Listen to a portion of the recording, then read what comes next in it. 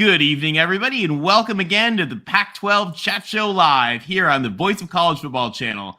My name's Tony Altimore. I'm here with LBC and Tim, and we have a special guest for you guys tonight. Something that is really exciting and somebody that is going to help bring us an expertise unlike any other as we get ready for the Pac-12 championship game of USC versus Utah. Now, as always, guys, this show is about you guys, so we want to interact with you guys during the show. We're going to take calls later on, but for starters, we're going to just have some time to chat with a USC legend and a double USC legend, not only on the field, but also in the broadcast booth. Guys, we are so blessed tonight and so lucky to be joined by John Jackson. JJ, as you guys probably know him by, is a legendary USC broadcaster and wide receiver. And as part of the USC broadcast team, as well as a USC football legend, there's few that know the game better. JJ, welcome to the Pac-12 Chat Show.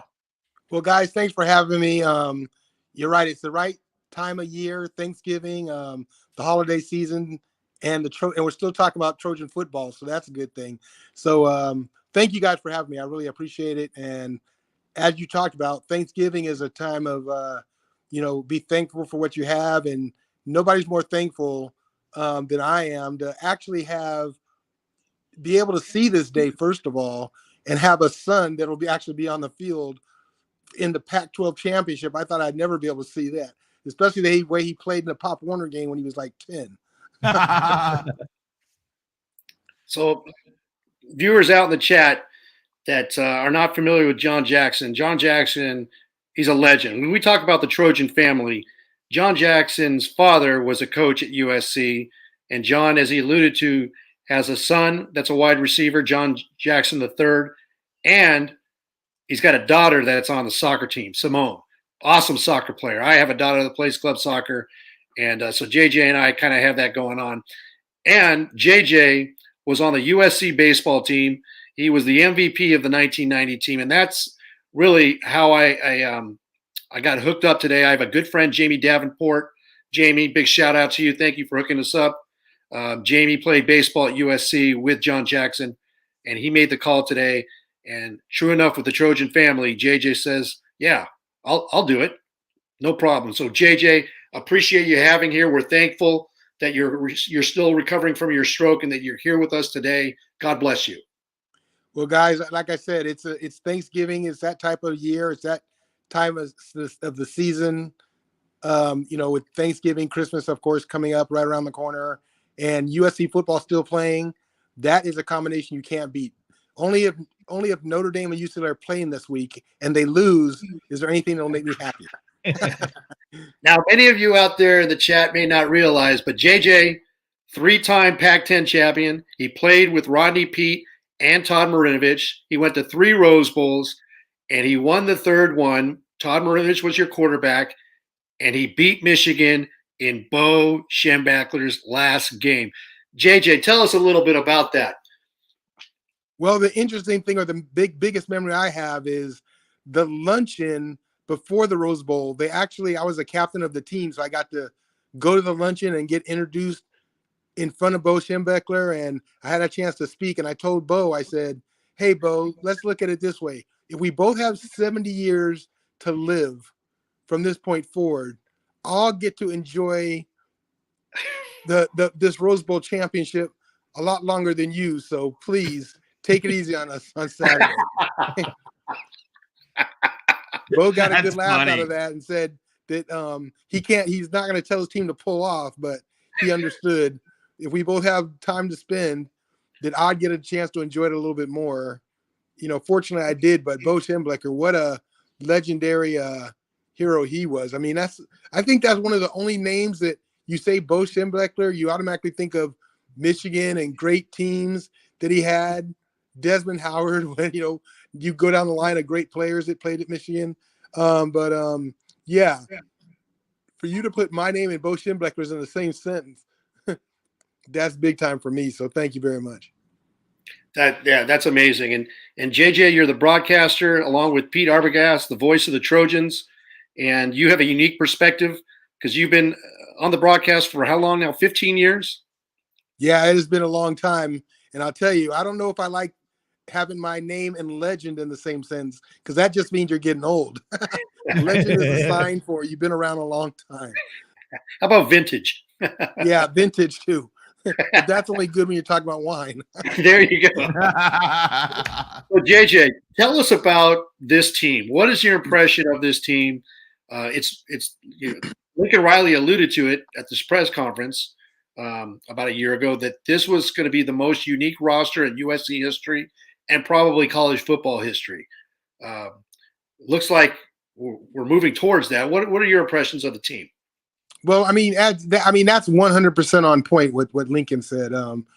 This is the unique roster because he's had so many transfers, so many new people to the program. A lot of times teams don't get well or good until they have like a really strong freshman recruiting class and they all grow up together and have success together. That's not the case. Of course, you guys know Lincoln got brought into an existing atmosphere of, plenty of good players, but as we're finding out, not as many great players as we might have thought they were in high school. I think that Lincoln has done a phenomenal job of getting players from all different parts of the country. Basically he was dealt a hand that he had to play. And he's got these players to mesh, get along with each other, and play at such a high level that I don't even think the players can believe it. With my son on the team, I got firsthand sort of, being able to witness and firsthand knowledge of, all the things that not all the things, but a lot of the things he's done to create the type of environment as he has. And the best way I can describe it, guys, it's like being a Navy SEAL.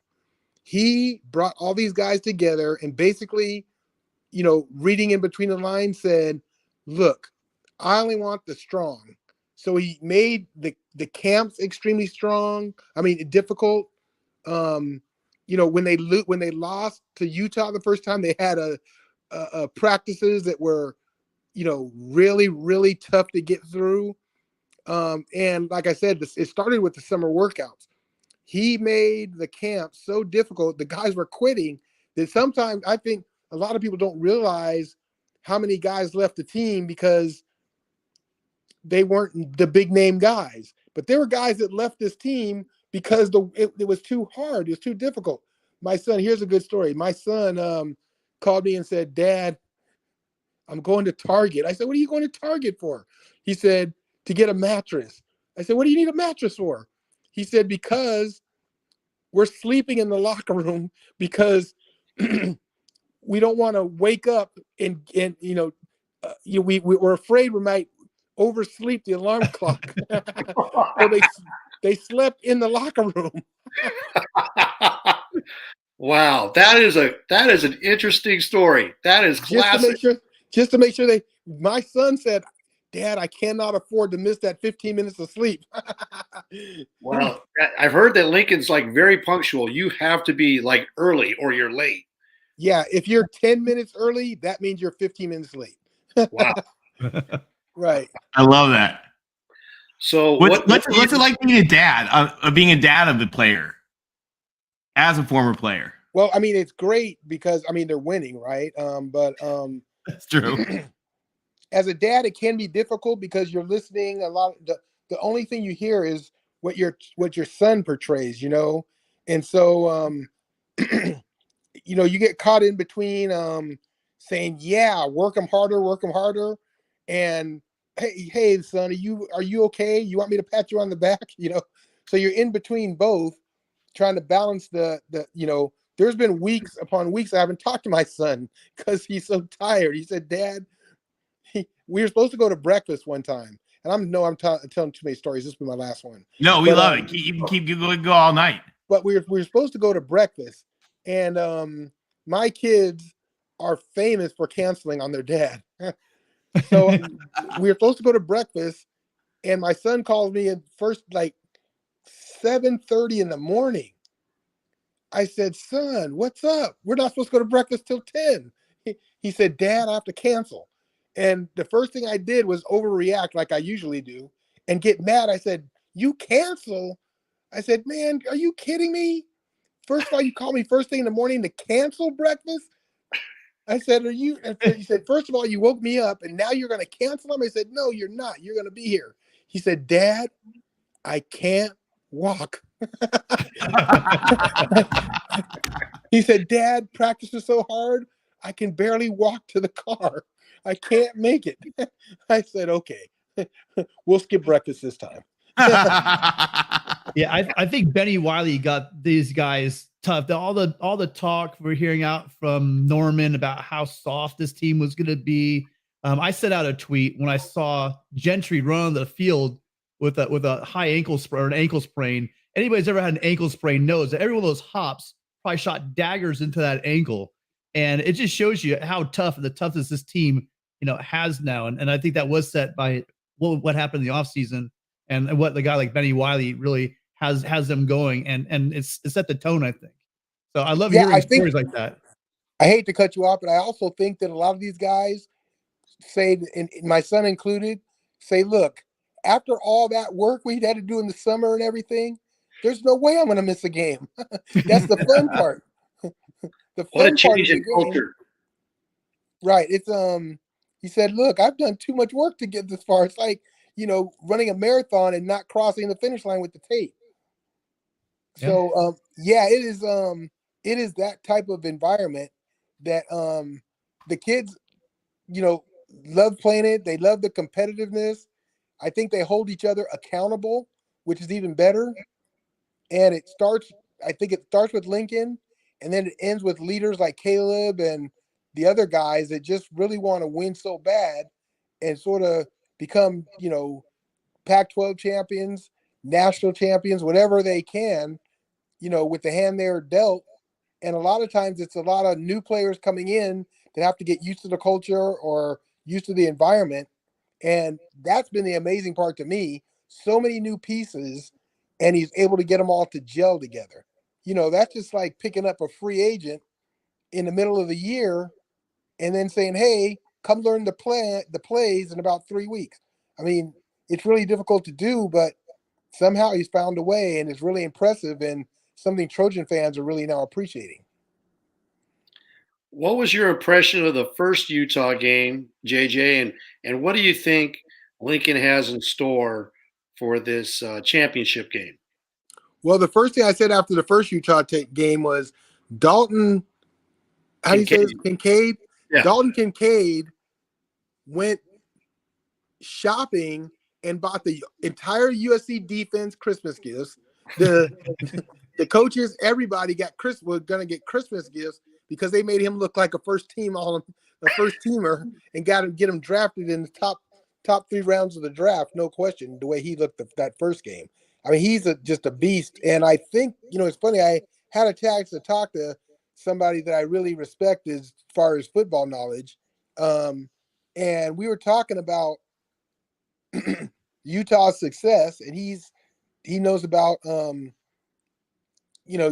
Utah and, follows the Pac-12 very closely. And the thing is Kincaid, and you got to credit the coaching staff at Utah, they made Kincaid the mismatch basically for all teams. Think about it. He's a tight end that gets the ball a lot. He's too fast for linebackers to cover him, but he's too big for cornerbacks to cover him. That's a natural mismatch every single game. And I think that's going to be the mismatch to watch in this game because Kincaid had such a good game. Utah obviously has to go back to that. He played too well that you got to test what USC has changed in order to try to stop him. That's going to be the big challenge because he's too quick for the linebackers or even to expect the linebackers to be able to cover him. And he's too fast. Too fast for the linebackers, but he's too big for the cornerbacks. He's just a mismatch, and it's just hard. What do? You can't put do you put Tuli Pelotu on him, the defensive lineman? I mean, who do you put on him to try to stop him? That's going to be the difficulty because he's a natural mismatch for every team trying to stop him. He's just too big for the corners, and he's too fast for the linebackers. So that is where to start this game is the biggest problem. What do you do about him? Because they couldn't stop him at all in the first game. I said, you should put my son. If this was Pop Warner, I'd have put my son over there to stop him. I said, look, boy, get over there and stop this guy, or else you're not going to have anything to eat. On the flip side, USC is going to make some changes. There are going to be some changes. Austin Jones is really come on the last couple of games, doing an admirable job replacing Travis Dye. What do you see Austin Jones? How do you see him being featured in this game? Well, I think with Utah, I think they found out the first time you have to be balanced. You know, you're not going to. They are good enough where they're not going to let you do one thing on them. They're in over the last couple of years, this defense has been, or the Utah defense, when I say this, the Utah defense has been able to neutralize, not necessarily stop completely, but neutralize certain offenses. Now, the USC offense is obviously difficult to stop. And that's where people, I think, are missing it. A lot of USC fans are pointing the finger at the USC defense. It's not the USC defense that has been the problem with the points. It's the USC offense. The USC offense scores so fast, so quickly, and so much that's where the pressure is going to come in this game, and if USC is going to win. USC has to put pressure on Utah to match them score for score. If they don't, it's going to be Utah's game. But if USC can make the Utah offense feel a sense of desperation, or they have to score every time they touch the ball, because if they don't, USC's offense is going to score, that's where the mismatch comes, and that's where the pressure comes for Utah, is the sense of urgency that the USC offense can make them feel to have to score every time they touch the ball. If they can create that kind of pressure, it's like the Golden State Warriors in basketball. You're not trying to you forget about defending them. They're too talented. But you got to score, because Steph Curry's going to score every time down, or you're going to get offense is going to score.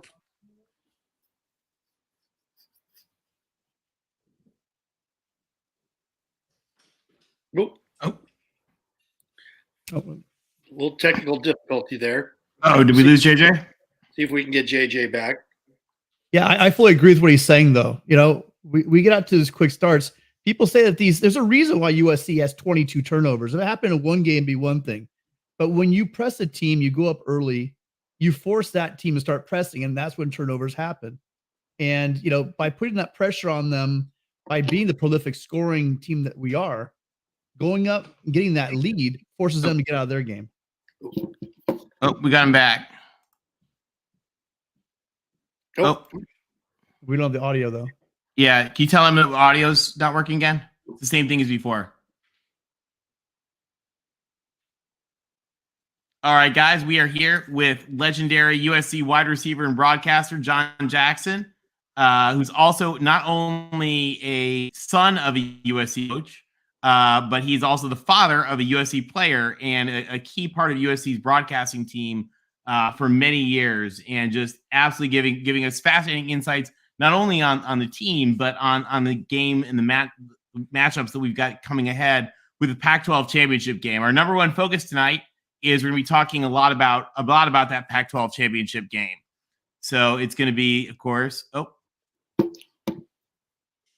can we? JJ, we're not hearing you. We can't hear you. Can you text him and tell him it's the same audio issue? I just texted him. Okay. Or you know what, Tony? Rick, if you can use your phone, maybe put the phone to the mic, and then we can hear him on his phone. I'm going to call you, JJ. JJ, I'm going to call you, and we're going to put you on the speaker. Can you guys hear me? Can hear you. Perfect. We're going to do it this way, JJ. I got you on the phone. Okay, so you got me. So perfect. As I was saying, the USC offense can put pressure on the Utah offense to have to score. And then that's when they might make mistakes and turn the ball over. And that's really been the pressure that other teams have felt when they face this Trojan team. They feel the pressure to have to score 40, 45 points. Like UCLA, they'd have to score 45 points, or like their quarterback said, they have to score 60 points to win. Well, it turned out he should never have said that, because that was the truth. If they were going to win, they had to score 60. And, of course, that creates a sense of urgency and desperation, which then you make mistakes, which leads to the way the Trojans have really won most of their games this year. Absolutely. There's a comment in the chat. By the way, you're getting a lot of love. Comments like class act, guy was an amazing receiver. Ralph Wolf says former NFL player and major league, minor league player too. Just to let you guys know, JJ was on an amazing baseball team with the likes of Rodney Peete, Damon Buford, the legendary Jamie Davenport, Brett Boone, Brett Barbary. Brett Barbary and Brett Boone were longtime major leaguers on that team as well. That went on to the major league. So USC had a great baseball team. I think who was on that team as well? Was it Randy Tanner? Was Randy Tanner on that team too? Randy Tanner was on the team. Yeah. Jeff Cirillo. Oh, Jeff Cirillo. That's right. Wow. Oh, and Campanis. Yep. Jimmy Campanis. Jim Campanis. And until really recently, guys, everybody in the chat, just so you guys know, USC had won more College World Series championships than anybody else had even been to the tournament until real recently. And they still have twice as many World Series championships as any other. Yeah. The second most is half as much as what USC has. That just shows you the dominance of USC baseball. JJ was part of some legendary baseball teams and legendary football teams. I would never call those guys legendary to their face. We don't, as a team, the last thing we want to do is give somebody a compliment. Oh, that's so classic. Hey, JJ, we're going to have to wrap it up here. I mean, we appreciate your time, and what a special honor. But give us how you think this game is going to play out, and give us your score prediction if you have one. Well, the interesting thing is, I think the team that loses first has a little bit of the advantage, because USC is going to make changes. They have to. They cannot play the same game and expect to win. In Utah's case, they have to do something different. Now, I personally expect them to get the backup quarterback who's more agile, more of a runner. I expect them to get him involved, believe it or not. Okay. Somewhere in the offense, because they have to come up with something different. Utah is way too smart and way too talented with depth on their team, to not, extend it. I think that, to be honest with you, I think that that's what USC has to do. They got to come up with some surprises, because if you go out there and try to do the same thing you did the first time, it's already been proven that it doesn't work. So they're going to have to make some changes and surprises too. I would love to see, my personal thought is, I'd love to see somebody like Raylan Goforth or some of those other backup linebackers, maybe safeties or whatever, get involved, because it'll be a new look for just changing some personnel or rotating some personnel will change the look for Utah. It won't be the same guys they've been studying for, whatever it's been, weeks or whatever they've been since the last time we played them. So, it's just a new look and some changes, even with the current players that have been playing. Maybe line them up in different formations. Maybe some wildcat with the running backs. Something like that. Just snap to the running back and get that going. Just a different look. They actually got Caleb involved in the pass as a receiver last game. They tried. Did you see it? Yeah. They tried to throw him the ball. Stuff like that is big, because it just, especially if it works, because the other team is not preparing for it nor expecting it. They have him as a punter too. Not a bad punter. Yeah, he punted. I think That's part of the season too. You don't want to overdo it, because then the critics will say, "Oh, you try to do all these trick plays, right, and it didn't work." So, I think they got to stick to who they are. I was saying all year that this team has to develop an identity. Who are they? Are you trying to be the Boston Celtics, or are you going to try to be the Golden State Warriors? That's a big difference. So And now I think they've settled in on they're the Golden State Warriors, and they're going to put pressure. The offense is going to put pressure on the other team because their offense is going to be efficient and score a lot of points, which makes a lot of pressure. If you told Utah you have to score 45 points to win, that's a lot of pressure, right? But as a Utah coach, do you plan on that? Do you go for 4th down and 2 when normally you would punt? I mean, those type of decisions come into play when you have an offense that's dynamic and efficient, which is what the USC offense has been doing, especially the second half of this year, and especially against good and against good teams like Notre Dame and UCLA. As hard as it is to me to say that they're good teams. But with Notre Dame and UCLA, those were good quality opponents, which is helping USC's ranking because they say, oh, they dominated Notre Dame. That's a quality opponent. And they were a quality opponent. They just, USC just humbled them. Notre Dame never seemed to even establish what they wanted to do. Do we still, at this point, do we know what Notre Dame's game plan was after the game? No. It's hard to tell. What were they actually trying to do? Not line up and punt. So, to me, that's the thing in this game where the fun for me as an announcer is to see what these teams are going to do differently, because I don't think either team can do exactly what they did in the first matchup and expect to win, even though Utah won that game. They can't do the exact same thing. They have to change things up. I think the quarterback getting involved will be it. If I'm right, guys, have me on next week so I can say I told you so. You're welcome back every week. You want to be here? Are you kidding me? You say you want to be here. You can take the show over. Yeah, we'll just make it the JJ show. You know what, JJ? We're going to take you up on that because you're calling you're there with Pete Arbogast and your knowledge, and we'd love to have your breakdown of what happened during the game. So I'm going to hold you to it, JJ. We're going to have you back on. Okay, you guys got it. I will be here. All right, that's fantastic. Thank you. Tim, Tony, do you have any final questions for JJ? No, I just want to thank you again for joining us. Week. I was going to ask about, guys like Affolter, Pete, Irvis, all those guys, and ask about how the UCLA game, this is the best one since that 88 game, didn't turn on a turnover on a special teams play, but it was that interception that locked up the game. I got a million questions, but they can wait. I don't want to take everybody's time, but now he's a co-host. Wow. Okay, so let me give you my brief version of the answer. I can't stand Rodney Peete. You know, you guys look at the film where you guys can break out the PHS tape. You will see on the Affolter catch, I was wide open on the post. That should have been the Jackson catch. I wouldn't have even bobbled it and made it a controversial catch. I'd have caught it with both feet in bounds easily. Catch, it should have been the Jackson catch. It should have been. To this day because of it. And somebody please tell him.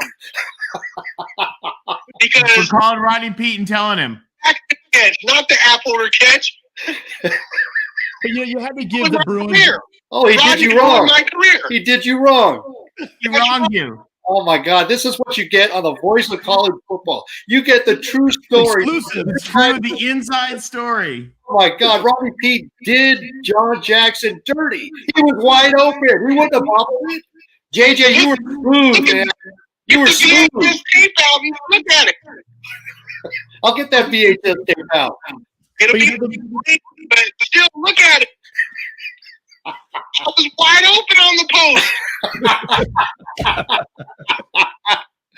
JJ, and we love you. Do you my God, this is my favorite moment ever of the show. Do you have a prediction on the score? I don't have. I'm hard with the score. I think this is going to be must-see TV. To be honest with you, all right. I think the Trojans are. They'll be ready. They've been ready the whole time. And like I said, the pressure is going to come on whoever can put up points, because Utah, they want to score some points and then just milk the clock. That's the thing is USC, if they do get behind, do they get desperate? And that's what they have to avoid. They have to keep their which they've been able to do all year, which is surprising, of course. They have not fallen apart when they've been in a tough game or a situation where they've had to come from behind. So that's been another thing when you get all these pieces coming together at one time to try to play as a team, as a unit, is that these guys have been with each other when they win, but how do they react when they're behind? And so far, they have passed the test. But can they keep doing that? That's the question, especially with as much at stake as there is, which is not only the Pac-12 championship, but, you know, all of us are looking for a national championship. That's why we got Lincoln Riley, right? That's right. So that's the beauty of the game, though, which is why, if you're a player, you cannot wait to play in this game because you remember how hard the summer workouts were. This is the easy part. This is this is finally getting the birthday cake. So, yeah, that's the excitement of this game. Is there's a lot of pressure, you know, on whoever scores first, or you know, it's on the other team. Whoever gets a lead or whoever gets behind, what kind of reaction do they get? I think it's going to be a close game throughout. I don't think any team will pull away. It's going to be hard to score, you know, to score 14 points in a row. I don't expect that at all. I expect it to go back and forth. Field goals being important, turnovers, of course, being important, and who's going to make the biggest mistake win. You know, who's going to turn the ball over? Who's going to hit the quarterback and there's not going to be ball security? You know, a fumble. You know, maybe a scoop and score touchdown, something like that. You know, how's this game going to play out from when a team faces whoever's the first team to face adversity? That's what I can't wait to see. And hopefully the Trojans will be able to react to that. I still think the Trojans win in this, but I think it's under 7 points, which will be a close game throughout, and that means that it probably will come down to whoever has the ball last. So, That's how it was the first game. That's my prediction for the game, guys. Like I said, hold me to it. If remind me next week if we can get back to these topics. You're on. Say that I'm wrong. Trust me. Okay. My kids will hold me to that. We'll have you on Wednesday night. Clear your calendar, JJ. Hey, we loved having you. It's great to speak with you and to join us at the Voice of College Football, our Pac-12 live show. I'm sure by the comments we're getting in the chat, they love having you and appreciate the guy that you are, the broadcaster that you are now. Congratulations to your son, to your daughter, and fight on, man. And the other son, and the little guy, him too. Fight on. Have a great broadcast, and fight on, JJ. Thank you. Thank you, JJ. Guys, We'll see fight you. on. Fight on.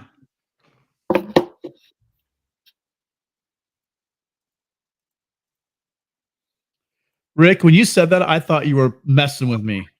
About When what? you told me you had John Jackson lined up, I'm like, okay, no, seriously. You know, the players can't talk. They're not going to let him talk to us. And then no, John Jackson Jr. I'm like, no way that's going to happen. Only Hold on you one could second. pull that off. That's amazing. Only LBC gets us the GOAT. That was amazing. Yeah, I have a million questions. I didn't want to. I mean, We I can know go you for didn't have a lot hours. of time. We could literally go for hours. I love that. I love that he was wide open. I don't know. I gotta look that up. We gotta find that play tonight. While we wait for LBC guys, so, as there was a super chat. We didn't want to interrupt, but I will bring it up. Something very sad for the USC community and the Spirit of Troy, the USC band. Christine from Fleetwood Mac. Fleetwood Mac is a longtime partner of USC. Mick Fleetwood will come play with the band during the games. Lindsey Buckingham sings on campus and plays with the band. I mean, all the Fleetwood Mac folks are really, really close and so important to the legacy of USC itself. And it's really, really sad to hear of her passing. So we are please, everybody who's a Fleetwood Mac fan, listen to some Fleetwood Mac tonight. And we hope we get to dance a little bit more to Tusk at the Pac-12 championship. And another super chat just came in. Oh, do we get another one? Yeah. Tight end delay. Tight end delay. Thank you, tight end delay. Oh, thank you so much for your generosity. That really helps the show. We really appreciate that. Everybody from Mark's Voice of College Football channel. Thank you very much. Clearly, a receiving tight end, like we're seeing here, would be very, very appreciative of having a Trojan receiving legend on a Wednesday night. So thank you again, tight end delay. He just called me right now. Sorry. And he just said, hey, man, I had a blast. You guys were a lot of fun, and I'll be there next Wednesday. So there you go. Yes. Wow, unreal. You guys heard it here. You heard it here first. Wow. You heard it here first. Our special visitor. And just quick to answer, Michael's asking. Some of you guys don't know. USC has 2 platinum albums with Fleetwood Mac. Both the original version of Tusk, and then USC was part of their reunion on the dance. And so if you look that up, you can see it all over YouTube. The USC band, marches out there and plays Tusk and Don't Stop Thinking About Tomorrow, because they are so tight together. The legendary USC conductor Dr. Bartner was really tight with Fleetwood Mac, and so they made music together, and so that's what's pretty cool. So and it's really cool if you go on YouTube and look at the video for Tusk. You'll see what the 70s were like for the Trojan marching band. So just go ahead and take really not that different than today, which in some ways. Oh, guys, well, that was absolutely amazing. JJ, thank you so much for joining us. What an honor and a privilege. That was really cool. But guys, it's week 14. We've got first of all, a couple things going on here with the Pac-12. And everybody in the chat, Utah fans, we want you guys to call in just a minute, because we're going to be previewing the Pac-12 championship game, and we want to hear from the Utes, especially more than anybody. But guys, what is this? Half the Pac-12 is ranked in the top 17. We've got 6 teams ranked in the top 25. It's just absolutely bonkers. The conference has returned, which is exciting. And it's returning with a championship game Friday night at Allegiant Stadium. The USC Trojans, currently ranked number 4, playing currently ranked number 12, Utah, for all of the roses, or maybe some roses and peaches, or a little bit of fiesta. Get some Tostitos in there. Well, this is the big game. This is what we've all been waiting for. It's a rematch between USC and what do you guys think? Utah. It's going to be a phenomenal game. I think Snoop Dogg has said it's going to be Friday the 13th in Las Vegas. Referring to Caleb Williams, it's going to be his show, and like John Jackson said, there's going to be different looks by both teams, and I absolutely believe it. It'd be interesting to watch his take about how much they use the backup quarterback, because Kyle Whittingham, he's a smart guy. He's already starting out the woe is us, and we're just the underdogs, and we don't have all this NIL and all this talent. And he's pulling that card. He's going to pull any card he can. So expect him to give the Trojans a lot of different looks.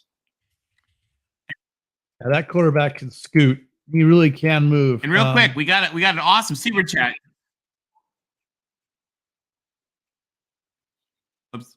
Sorry, I thought we'd answer this real quick because we got an awesome super chat. Jack, thank you so much for that. Guys, real quick, answer Jack's big question. What if TCU won it all? I'll tell you, Jack, I'll start off. I'll tell you that who knows at this point. I like to joke that TCU is Cinderella, but Cinderella went and bought a little baggie of pixie dust from somebody in the bathroom at the ball, and her diet is keeping on dancing, and that's exciting for TCU. If I was going to make a bet on it, as we all do, I would not bet on TCU to win it all, but it would certainly be exciting. I have a lot of good friends from TCU, and people from TCU are really cool people, and that would be epic for them. So, while unlikely, it would certainly make for a whole lot of fun in Fort Worth. That would be one of the most amazing years in college football, because I think they were picked to finish no higher than 7th in the Big 12.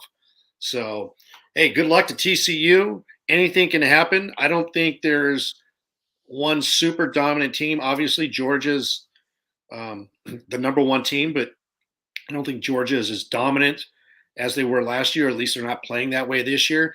But Georgia has the ability to put together that one game where they can just kick your ass like last year. So it's going to be an amazing playoff.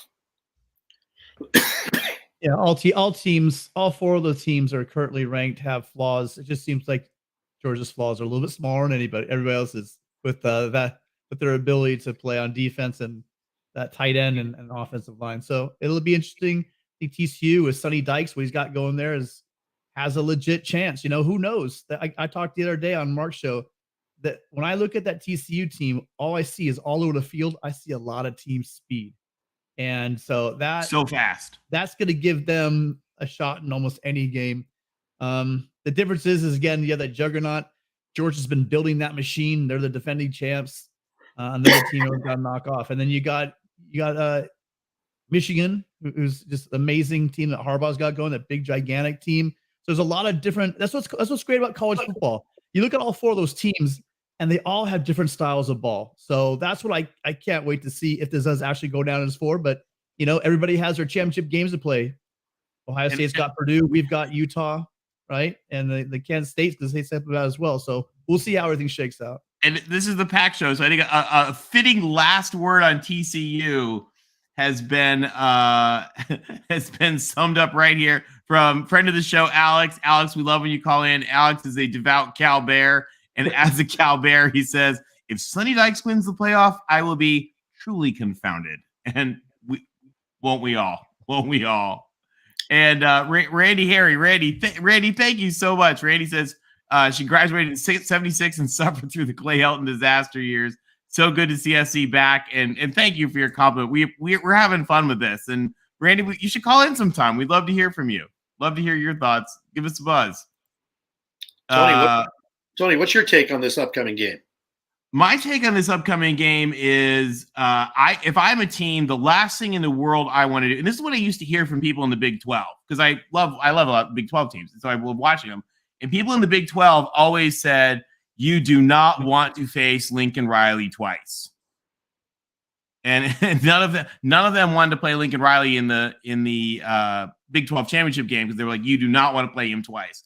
And I think if I'm Utah, I don't want to play him twice at all, especially USC is on just a surging wave of momentum. And, Utah is a little dinged up. They're playing strong. They're obviously playing strong. They're playing great. They had a great week last week. But this USC wave that is coming through, it is, and we've talked about it before. I don't want to beat a dead horse. It just seems to me like a repeat of 2002. Where USC just stormed through and just got stronger and stronger and stronger and stronger. And by the end of the season, nobody was stopping that juggernaut. And I look at this Utah game, and I think I got to agree with Josh Pate on this. I think USC wins, USC covers. And by the way, even TBM, our devoted co-host, who's actually out sick tonight, not feeling well. He is not on a milk carton, guys. He is not hiding from the game. He does tell us, though, that since he was out of the country, he doesn't think that the USC-UCLA game happened. He calls it fake news. But he does also predict USC to win. So it's going to be wild, guys. Tim, what's your take? Well, I said so after originally we were all talking, I think all of us are consensus. We thought SC was at 8-4, but all of a sudden we watched them rip off those first 6 games, right? And the way they played and how they were getting better each game. And going into that Utah game, for the one time the whole year, I picked against USC. And I said they're going to lose in Salt Lake because, Rice Eccles is just an amazing environment. It's at altitude. And I just had a bad vibe about it. But then I also said that we were going to rematch them and beat them in Vegas. And I didn't expect it to end up this way or how we got to here and how many losses Utah would have, etc. But somehow through the magic of all the tiebreakers, it happened. And I'm sticking with it. I think USC wins this game. I think I really trust what Larry, good friend of the show, Larry said basically that, there's a lot of guys dinged up on that Utah Ute team, really important guys, including Kincaid with a wrist injury, I believe. They've got their tailback's been having some issues. He's no longer with the team. And Rising has had something. He just hasn't been right since the USC game, and he has some knee problems. So as they're getting hurt, USC's getting better every game. This defense is getting better every game. We're getting healthier every game. got Gentry back at full speed last week. Got Addison and Williams back at receiver. So I think that, I'm excited, obviously. I'd probably be saying USC no matter what, but I don't think I'm homering too hard to say that this USC team now all of a sudden is just catching fire at the right time. Everything's coming together. The offense is amazing. I mean, Caleb Williams, what can I say? This guy is just, unless he falls flat on his face on Friday, you might as well just hand him that trophy to be the eighth winner of the Heisman Trophy at USC. So I'm more than happy to say that I see USC winning this one by about 10, 13 points. If you guys, this Notre Dame game, Lincoln Riley will never admit listening to the media, but I think he listened to the media this Notre Dame game because John Wilner said, I don't know how USC is going to stop Notre Dame. They're going to run for 850 yards. And he came out in that first drive. He had these esoteric plays that we've never seen this year. He was saving them up. He had a reverse, and then he had the fake reverse, and he had the pass to Lake McCree, and Lake McCree hurtled over a player, and we ran the rock. I think JJ alluded to it well. We punched them in the mouth. Notre Dame never got into what they wanted to do. And so he's like, okay, well, you think they're going to run all over us? Well, we're going to run all over Notre Dame. We're going to go mano a mano. And we heard friend of the show, Will and D, say, hey, they got a strong offensive line and defensive line. And we showed Notre Dame.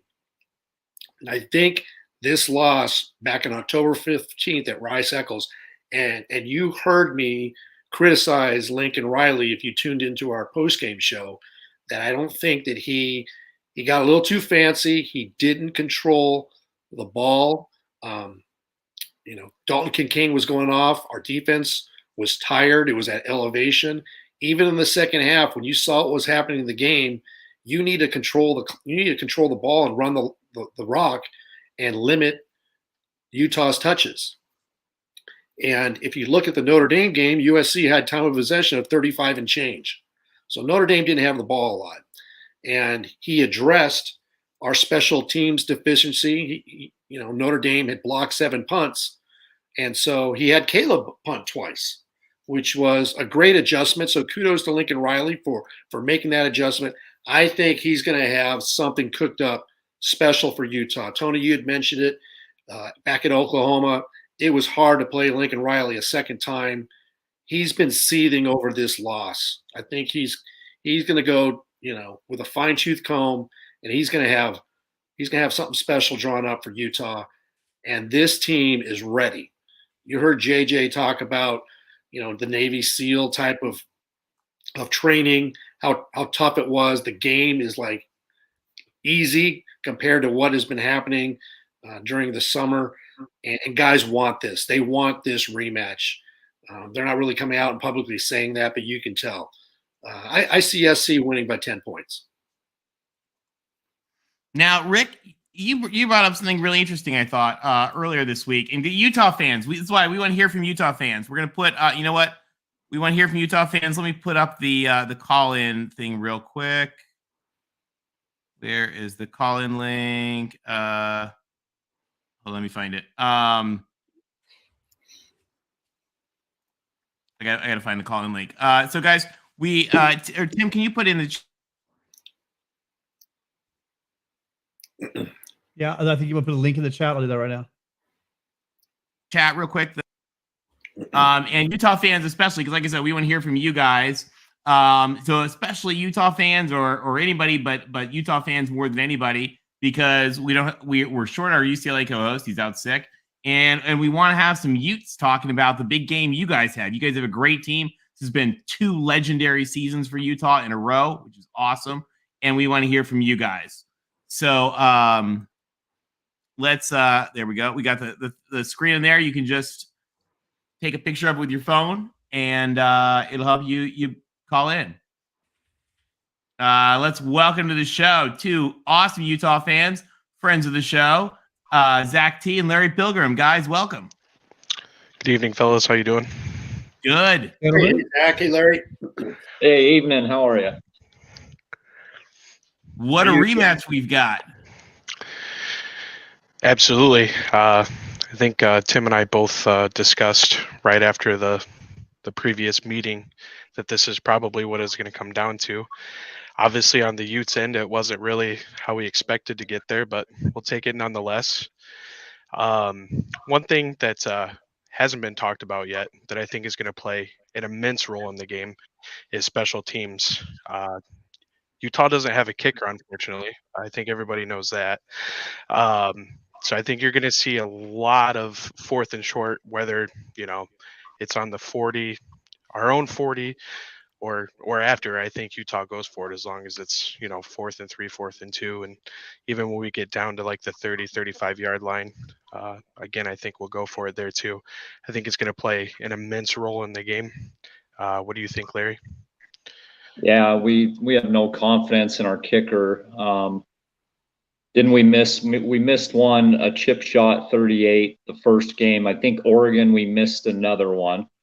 I mean, Oregon, that was a big deal. But yeah, our special teams is kind of an issue, and so I expect us to be aggressive in that fashion and keep our offense out there a lot more. So I think that's going to be a huge factor in the game. Well, to be honest, guys, I mean, usually fans, we don't remember the makes, we remember the misses. I mean, we remember the make because he got a second shot at it. But Dennis Lynch has been a bit spotty with his field goal duties as well. And I'm thinking we're going to see. I think we also realize that both these coaches field goals aren't going to, no matter, even if we are making them, field goals aren't going to win this game probably. So it's going to be a lot of going for a fourth down.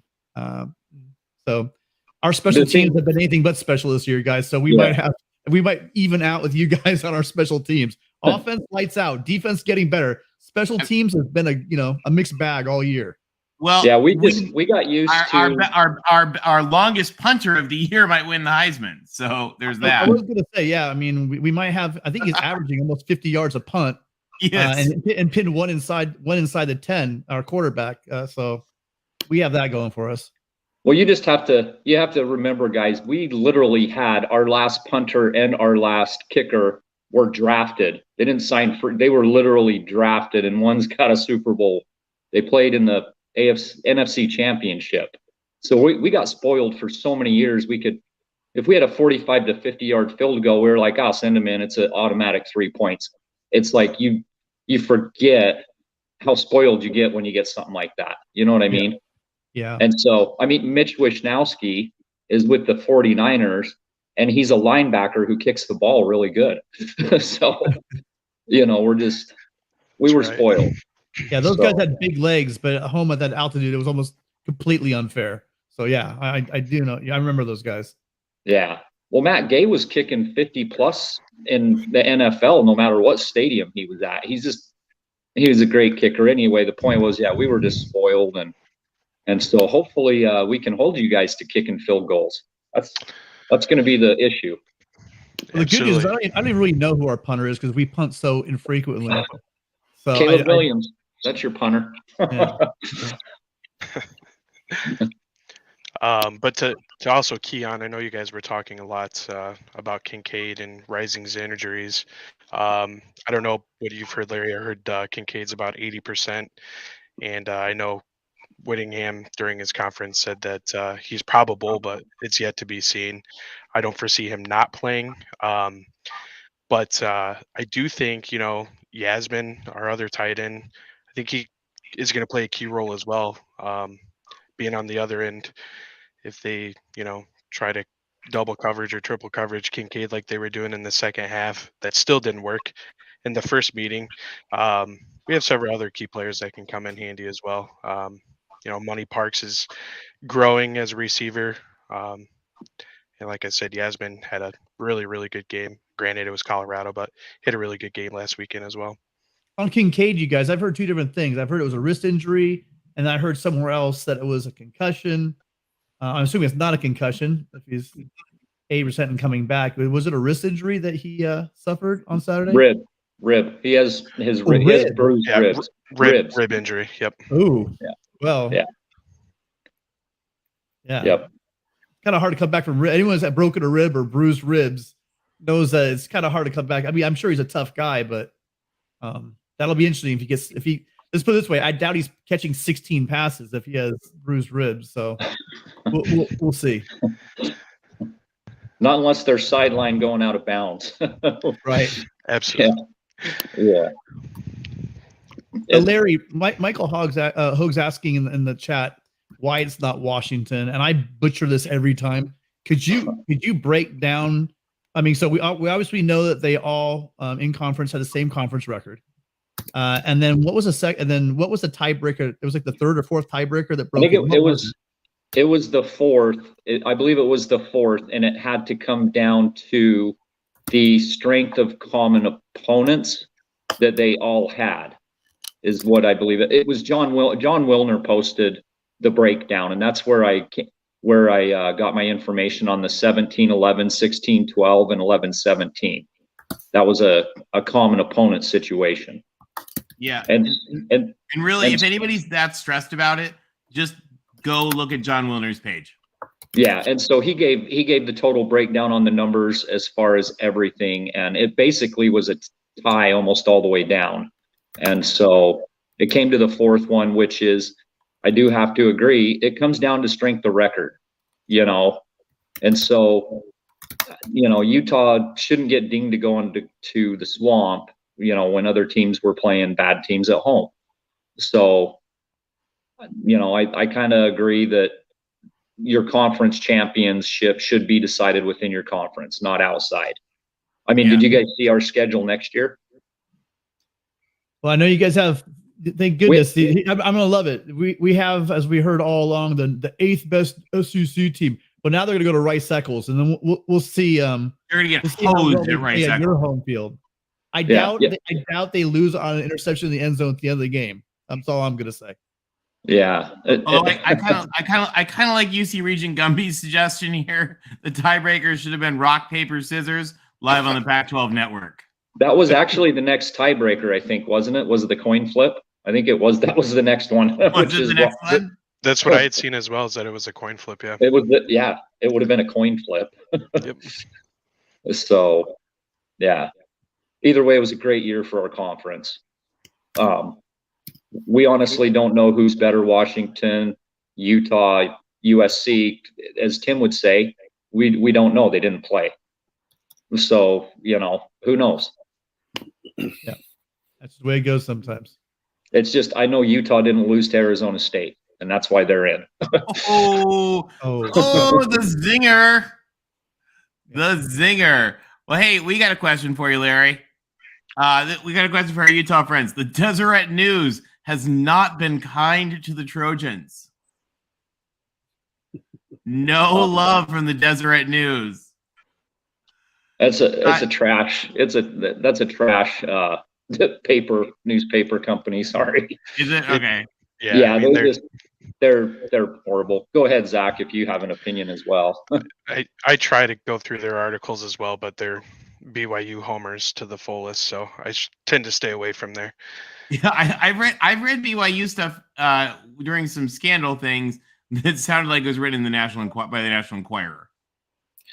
The Deseret News, they need to know that we are not traitors. We are just arrogant bastards and deal with it. We are. And that would be that's literally a BYU owned and ran company right there. Is it? Yes, Okay. It is. And they're trying to get you guys fired up, and it looks like it's working. Hey, we'll take it. We'll take it because one thing I'll tell you about Lincoln Riley. I love Coach Riley, but he does not give bulletin board material at all. So and he also counsels the team when those guys cross town. We're talking all mouthing off all the Trojans. One of the best line was they said DTR says they put 60 up on you, and one of the guy goes, he did, really? I didn't know that. Just moved on. They didn't even acknowledge it. So you could tell that the staff said, look, we're going to focus. We're not going to engage in this. We're going to let our game talk. And then after the game, that's when the players started talking on Twitter. And they opened their mouths after the game too. I think that's the way to do it. Not a word beforehand, but they did afterwards. That's for sure. I'll tell you guys. I think this is going to be I'm excited for this game, and And to all of our Utah fans, I mean, you guys know we've been talking all season. Utah has awesome fans. Like, they love their team. They're fun. I mean, Rice Eccles, I think, is probably the hardest place. USC's Kirsten Corvallis, but Rice Eccles is probably the hardest place to play in the conference. Yeah, people don't understand. You lost to Utah at Rice Eccles. It's like, you guys don't have any idea. That place, it's hard to play. It's just a different stadium. So what is your record over the past like 3 years or so at home? To a full state. So we lost to USC in COVID. It was our first game, period. It was your guys' second game. No fans. So Rice Eccles, I mean, literally the last time we That's lost. the only way you got to play in Rice Eccles in a pandemic with no fans.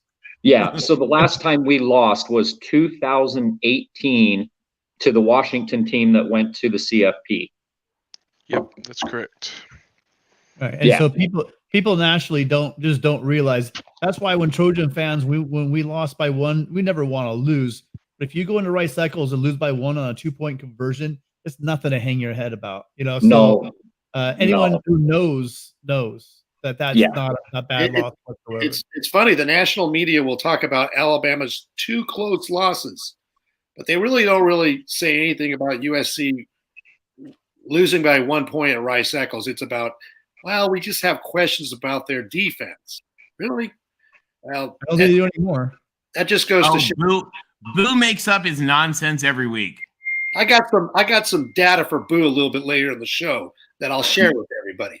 So I'm going to make some bold predictions, and maybe Boo can take some notes because when he speaks out of the left side of his mouth, I got stuff to put in the right side of his mouth. Well, and it's good. Maybe, Rick, actually, maybe it's a good thing because after he said that, Charbonnet is one of the best running backs in the country, they hold him under 100 yards. And then they follow up the next week by hearing, our buddy Wilner, I'm putting that in quotes. I'm not really a big fan of his comments, said that they were going to run it all over. It's like 500 yards. And USC held them to under 100 yards for the entire game. That's right. So I think we might have lit a fire under SC's butt. And when they called out the defense, and they did a great job responding. And I love that Remick, who's awesome. Remick, you got to call in sometime. We love you. Yeah. Points out, in my whole life of watching 100 Utah games, that game was by far the loudest I've ever heard. That was incredible. It was a great atmosphere. We loved it. What a game. And guys, all right, hey, let's just add it because we got him in the back, and he always has good things to say. He's recovering from an Irish defeat. I've recovered. We got Will and D. Will and D, what do you think about this Pac-12 championship game this week with USC and Utah? All right, 1 second. Well, that was fun. So what I think is that I think the Trojans are just really playing well, and I have a lot of respect for Utah and Kyle Whittingham, but I think the Trojans will pull away in the second half. But I think it'll be a good game. I think the first half will be fun, but that offense is it's hard to keep up with, as I saw last week. Hey, Will, I owe you an apology. I berated your backup quarterback, Drew Pine, and I didn't give you props on the USC postgame show, but he did not leave the Coliseum in a pine box. In fact, it was 15 for 15. He stood in there, he took some shots, and he played above his head, and he was one of the reasons why Notre Dame was still in the game, because if he didn't make those completions, the defense would have stopped you a few times, and who knows what would have happened to the game. But congratulations to Drew Pine. Yeah, he was a gamer. He's a tough guy. He loved Notre Dame. Like, I love Drew Pine. I just wish his ceiling was a bit higher, but I think we saw it in the Coliseum. He maximized every bit of whatever athleticism he has in that body. The hit, I think it was Bryson Shaw. I can't remember. But it's like a safety blitz. He came right at the middle. And Drew Pine knows. He's right down. He's staring down this guy coming right at him. And he delivered ball. And he got absolutely smacked. Got right back up and played the game. So I get he had he was a 15 for 15 at one point. He tore it up. He really did. He took advantage of what USC was doing on defense, and he showed out. He had a great game. Yeah. I just wish that we had our boy Cam Hart, who's coming back next year. I'm excited for him. Like, I feel like me and him kind of have, kind of have a connection with Cam because I listened to his podcast last year with Kyle Hamilton. So, just such a cool guy, and I'm glad that he's coming back to South Bend. And I felt like we would have maybe had a bit of a better chance if he was healthy because they just weren't throwing to our other corner that started, Ben Morrison, and they were just throwing at Jaden Mickey, and Jaden did not have a good game against the Trojans.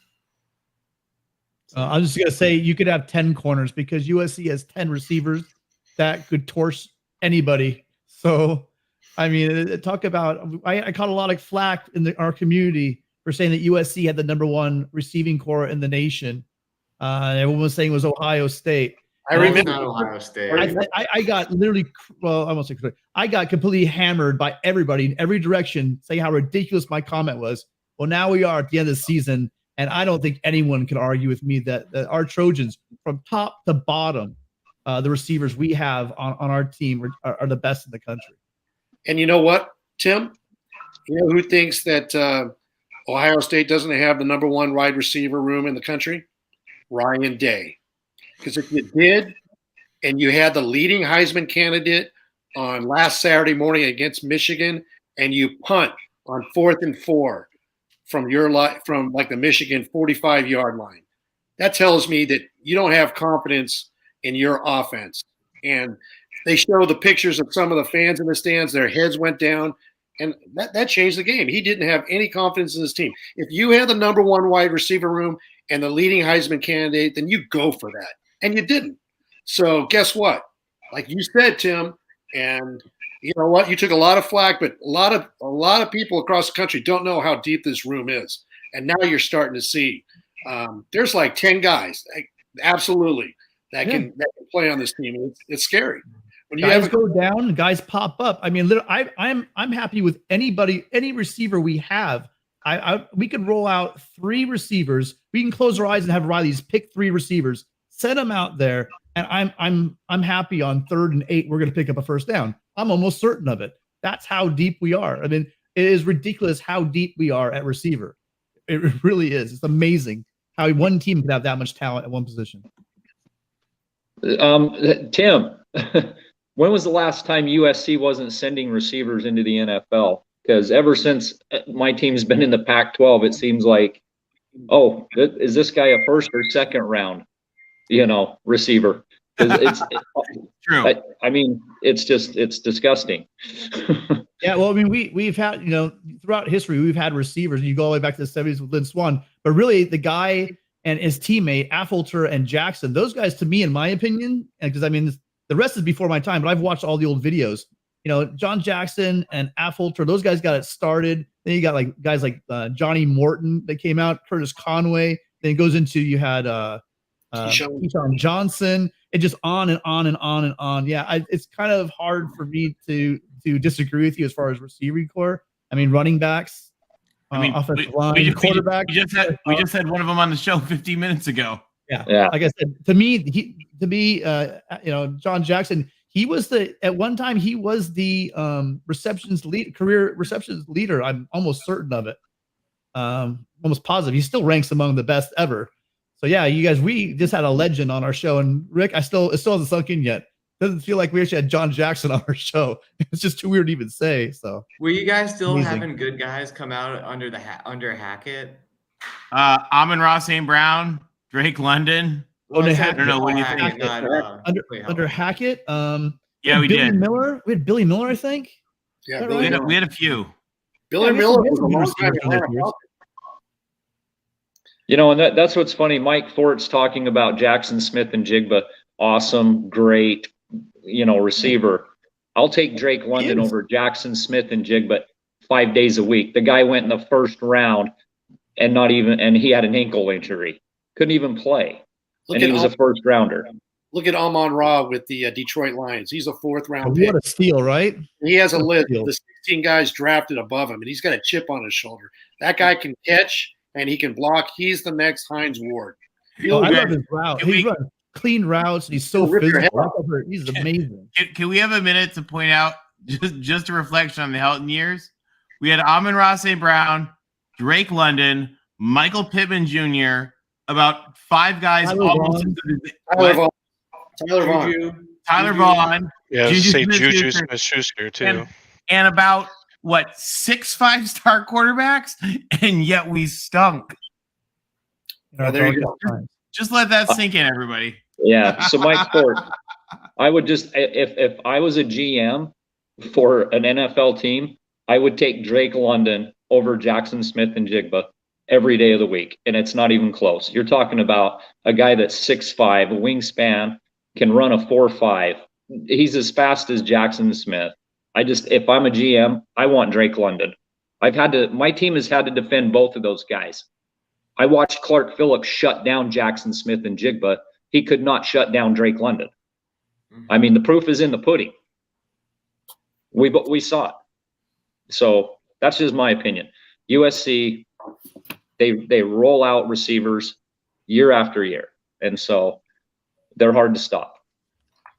No doubt. It's gonna be a wild one on Friday, guys. Give us your score predictions.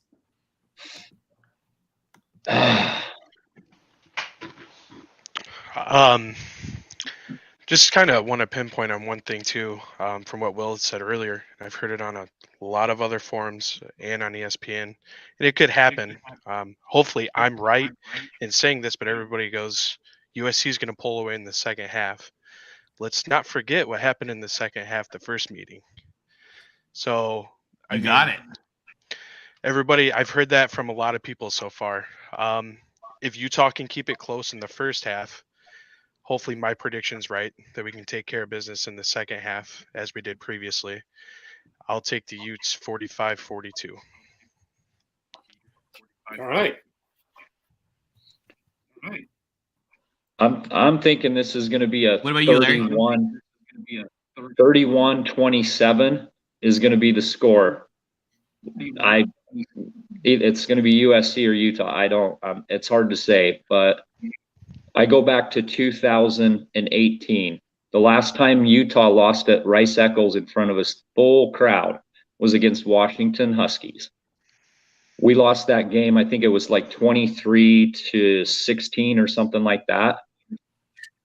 And Utah's defense got better and better as the year went on. And when we went to the conference championship game, that defense held Washington to 3 points on a neutral site. And I have a feeling this is going to be a defensive battle. This isn't the 18 Huskies that we're playing on offense. I know that. But I have a feeling our defense finally rounded the second half. I think this is going to be low scoring. I think Cam is hurt. There's no way we're putting up 40. I'm going to go 27 USC, 31 Utah. And one thing we do know for sure, I don't know about the score, and you made a great point. The SC beat you guys in the pandemic year when there was no crowd, no muss, right? And Rice Eccles. Yeah. Well, the muss travels, and we know there's going to be a party in Vegas. So there's going to be a lot of Utes at that game. So it should be an electric environment no matter what happens. Well, hey, guys, should we take a look at some Pac-12 power rankings? Get your guys' thoughts on them while we got the gang all here? Let's do it. Absolutely. All right. Well, first, let's take a look at how we've been doing on our prediction scoreboard. And these will be our final standings because our whole team picked USC. So our final standings here, in first place, or in last place, Rick and I are tied. We're both tied for third at 44 and 17. So, one way or the other. And then in second place is Chris. And in first place, our winner is going to be Tim. Wow. Congratulations, Tim. Tim wins by a game. Tight race. You mean to tell me we're not picking bowl games? No? Oh, we should. All right, we'll pick bowl games. The game is still afoot. I like it. Don't we have bowl games? Don't we have 15 Pac-12 teams in the bowls? We do. I think we have 18 Pac-12 teams in bowls this year. So, all right, never mind. Forget that, guys. The game is still afoot. Let's take a look at some power rankings here. So, as always, our perennial bottom dweller, they hold a rank of their own. Colorado, all across the board in last place. Wire to wire. Good job, Colorado. Wire to wire, Colorado, universally last place. You have not moved. Second to last place is also universal now after getting thwumped by BYU, Stanford. And Stanford is coachless, which we're going to talk about in just a little bit. Then we get Cal and ASU filtering in there. Chris, likes to go home for Christmas, so Cal does get not forgotten, and Arizona fills in. So the LA schools, Utah, and the Pacific Northwest are all the top 7. Wazoo across the board at number 6, which is fair. Now, guys, we got some interesting mix-ups here in the power rankings. First, Oregon State and Oregon. Most have them in 5 and 6, but Chris is a believer. And then the Dogs. Now, Tim, you got the Dogs as number 2. Tell us your thoughts on this. I just think that offense is just amazing. I mean, when you look at the teams up there, they have that bad luck. I won't even try to explain how the hell that Sun Devil game went. I'm not even going to look at that. I'm sure Washington is really kicking themselves. They are cursed. They are cursed in the desert. And I'm not going to try to explain it. But I'd base this upon what would the team that I would least want to face in this game on Friday. And that would be a red hot offense with Washington and let's face it, none of our defenses are anything special. So I'd take the Washington. That's where I'm at. And one other big thing, sorry. This is also based on a lot of injuries around this league. There are a lot of key players hurt, and we discussed this at the beginning. This is going to be a power ranking. So if these teams played a game tomorrow on a neutral field, who's going to win what? And Oregon. That's why Oregon's so low on mine. Yeah, me too. And Utah, where you can see where Utah is. It has nothing to do with where I think them as a team or a program. It's just they're banged up, and that's why I have them there. And that's UC Region Gumby. That's why we got Cal a little bit lower. And guys, we are also being joined by our star of the show, Matt Zemek from Trojans Wire. Matt, welcome. Hey, Thank Matt. you. We're going through our power ratings right now. We'd love to hear yours. Tell us your thoughts on it. Moving on, filling in here.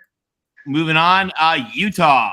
Rick and I have a number 3. Chris has them too. Tim, account to yourself. The only reason I have them at 4, the only reason on earth I had these guys not in the top 2 or 3 is the fact that I believe, and Larry, maybe you're sandbagging me, Larry, but I took a lot of your word, as gospel, that you guys are banged up on defensive line, banged up with Kincaid, and Rising for sure has not looked like Rising the last 3 weeks or so.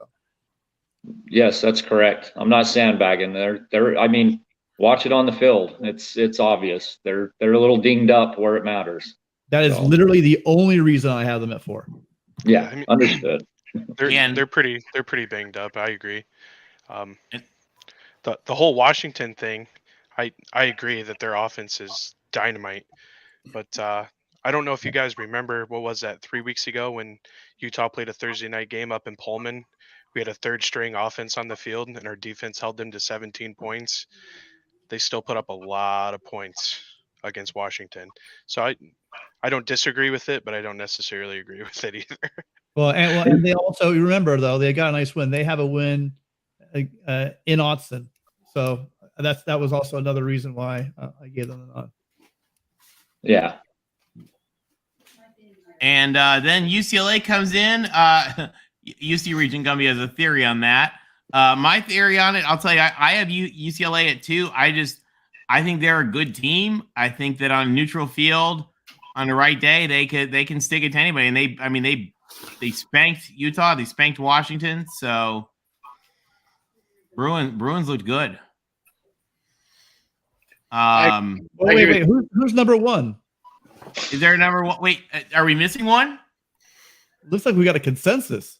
Do we have consensus? That's the first time all year. Guys, can I get a little? That's the first time it's been a consensus all year for any team at number 1. For any team, that is our first number 1 consensus. Well, how about that? When you beat UCLA, a ranked UCLA and a ranked Notre Dame team in a row, that's why you're number 1. And USC is about ready to do something that no other team has done in college football this year, and that's beat 3 ranked teams in a row.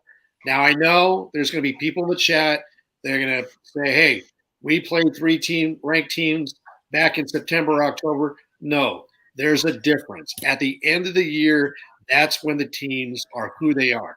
I'll give you an example.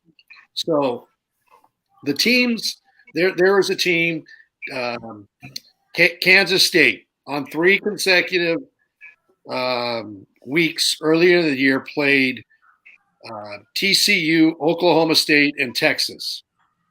But they went 1-2. They lost to TCU, they beat Oklahoma State, and they lost to Texas. 3 ranked teams in a row. TCU played 4 ranked teams in a row back in September, October. OU was number 18. Now, this is the example I'm giving you because Oklahoma is now 6-6. They're not ranked at the end of the year. That's when it matters. They played Kansas. They beat Kansas. Kansas is now 6-6. They beat Oklahoma State 43-30. Kansas State is also 7-5. They're not ranked. And then they beat Kansas State 38-28. So out of the 14 that they played and won that were ranked at the time, only 1 is still ranked today. So if USC can beat UCLA, Notre Dame, and Utah, in my opinion, they're obviously going to go to the college football playoff. But I think even if TCU wins a close game, they might even jump TCU because that would give USC 4 quality wins, beating 4 ranked teams that are in the top 25, and Kansas State and TCU would have 2. So don't be surprised if the committee bumped USC to the 3 seed. You heard it here. I like it. Put that in your mouth, Boo Corrigan. Matt, what do you think? Matt?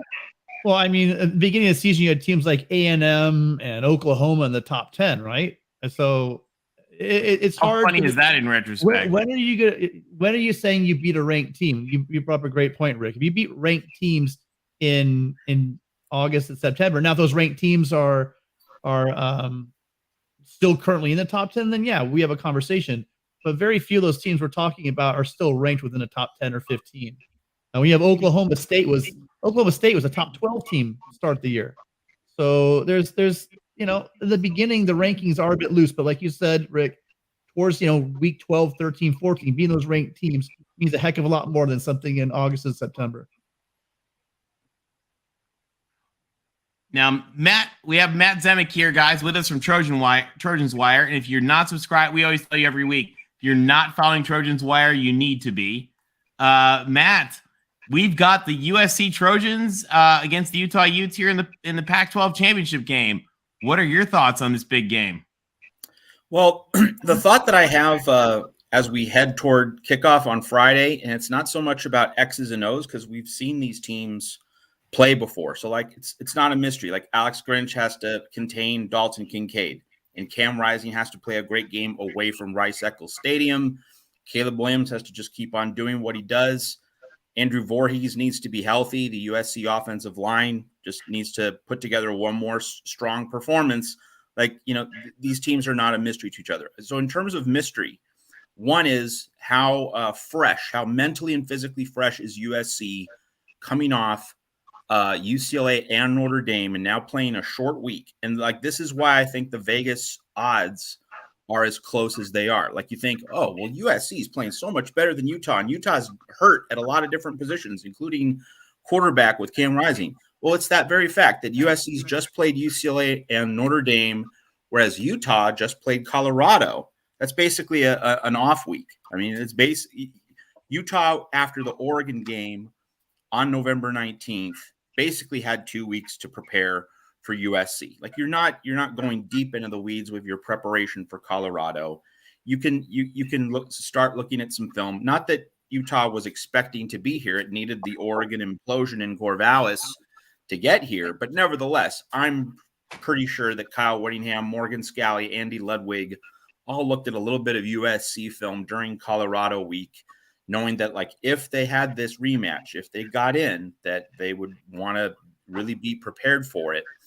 So, like Utah was able to kind of cruise in, and USC's played two very good but taxing games.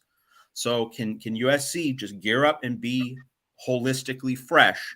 That's one point of mystery here. And the other point of mystery is, how's the crowd going to look? Last year in Vegas for the Pac-12 championship game, Oregon, Utah, before the pandemic, and the pandemic year championship game was played in the Coliseum, but there was nobody there because it was the pandemic. But before that, we had the Levi's Stadium era in Santa Clara, California.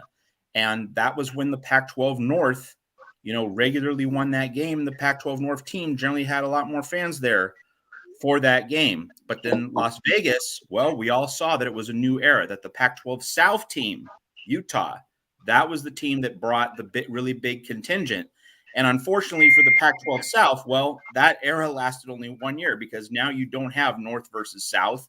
And sure enough, with the top two format, it is two teams from the old Pac-12 South. You don't have a North team, a former North team represented. So what's the crowd composition going to be? Is it going to be a 50-50 split? Is it going to be like 2-1 USC? Is it going to be 2-1 Utah? And how's that going to affect the energy of this game? And I don't know, which school is going to be more represented there, but that is definitely a variable. I'm not saying it's like it's going to decide the game, but this game could take on unique energy. And beyond the Pac-12 championship game itself, let's just look at broader patterns in conference championship games. These games have often knocked a team out of the playoff. And Utah is certainly, even though Utah won the first game, USC has the revenge angle, but Utah has the angle of, hey, let's just mess things up for USC. Like that, it's not like, again, not going to decide the game, but, it's part of the unique emotional cocktail that goes into this game. And just, how fired up is Utah going to be? How much energy is Utah going to have, especially if it does get off to a good start? Like, can it ride that the whole way? Or is it just going to be like a first quarter sugar high that's going to dissipate and wear off as the game goes on? And so the energy of the crowd and how the energy inside Allegiant Stadium, emerges, I'm interested in that plot point. So not a lot of mystery in some ways, but I think those are two mysteries, that USC's freshness and Utah's energy. Those are two things to look for on Friday night.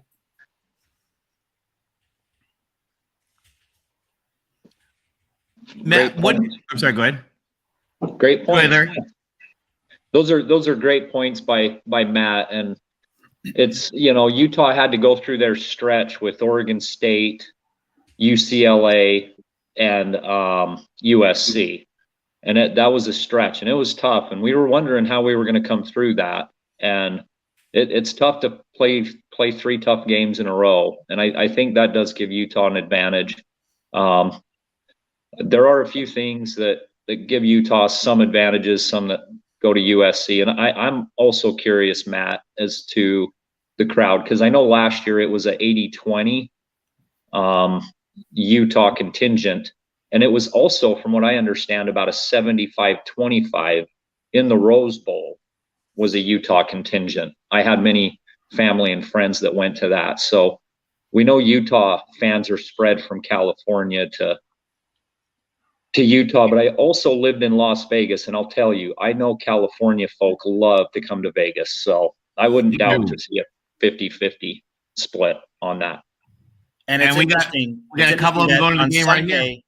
On Sunday, there's going to be a Charger-Raider game in Vegas. And so you're going to get some Los Angeles sports fans doing a double dip with USC on Friday and then Chargers-Raiders on Sunday. So, hey, the Chargers might actually be useful to USC for once.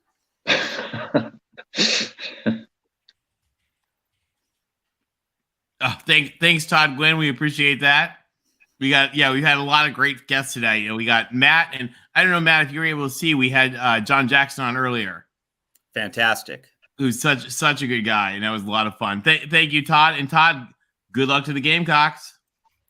They got a bowl coming up.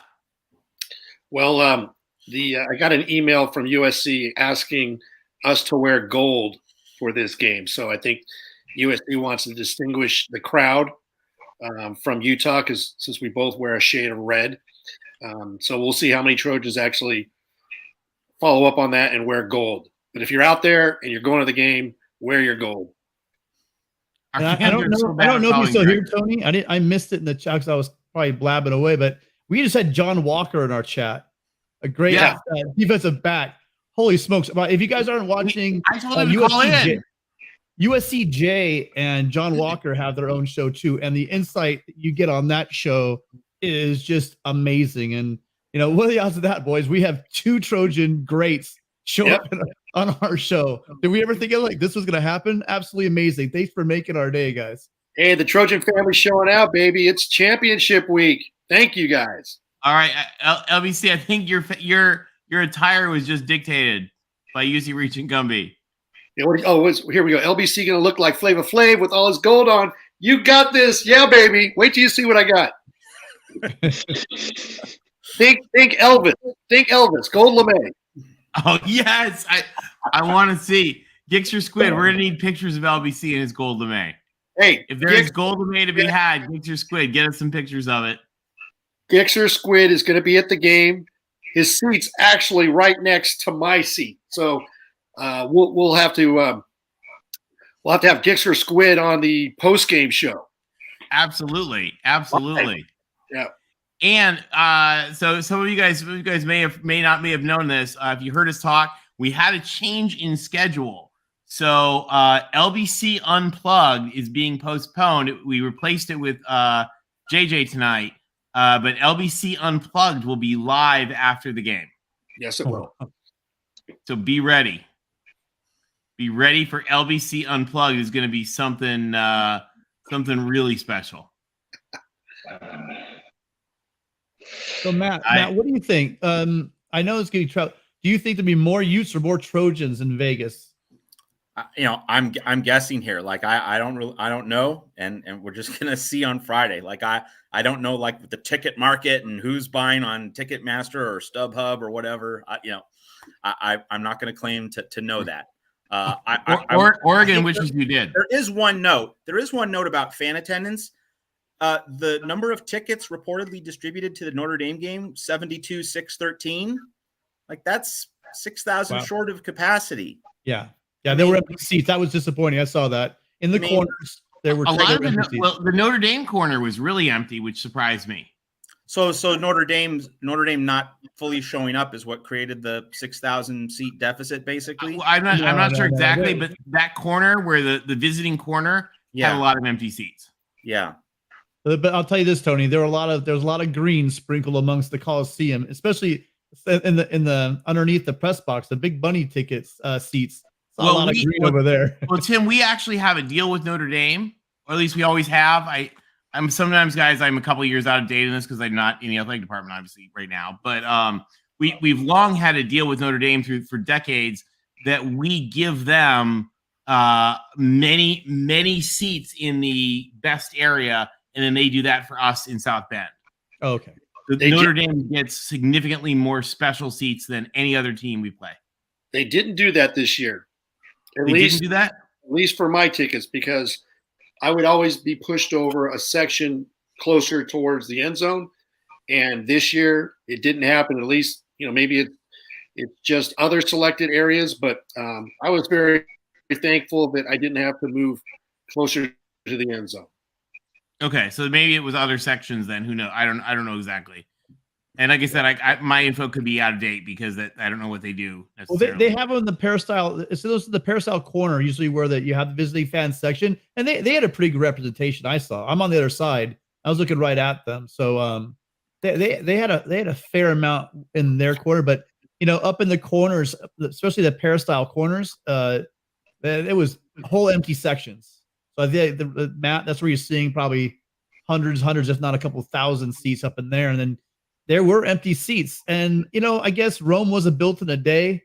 I mean, it took even the great Pete Carroll. I mean, I remember going to the games in 2001. Even though we weren't winning, you could tell something was changing. You could see the way they were playing. And slowly it got bigger. And even in 2002, you know what I mean? On the great Orange Bowl run they had, they still weren't filling the stadium. It took a while for the SC fans to hop in there. And you got to remember also, you guys, we're competing now. Back in those Pete Carroll days when we were selling out the Coliseum, we didn't have the Rams and the Chargers in town. And then, or the Major League Soccer teams. Yeah. So, I mean, at least all of them. As much as I love the Trojan family, my dad, thanks to my dad and going to USC and having season tickets, since the 80s, my dad going back to the 60s, but I've been going to games since the 80s. And, we never really sell that place out except for that one small, shining moment when we had Camelot there with Pete Carroll, and we were winning national championships and winning all the time and had that great winning run. We've never really represented the quality of our team. So I hope all the Trojans out there, you guys are realizing and waking up. You guys are you have missed some great games, and you're going to miss some great games. You don't get your butts in those seats. And Tim, we have an all-star from the Voice of College Football community here. Take a look at the comment. There we go. Go Hawks, Erica. Go Hawks. Erica, we're glad to have you. Thank you very much. Oh, what do you guys think about coming up? What do you guys all here think about the debate about the Rose Bowl? So, would the Rose Bowl would they be going for the Dogs? Would they be going for the Utes? What do we think? Oh, it's pretty clear. Washington will go to the Rose Bowl if USC wins. Utah has to win its way in. Let's remember that Ohio State currently, if USC does win, that also means Ohio State gets locked out of the playoff, most likely.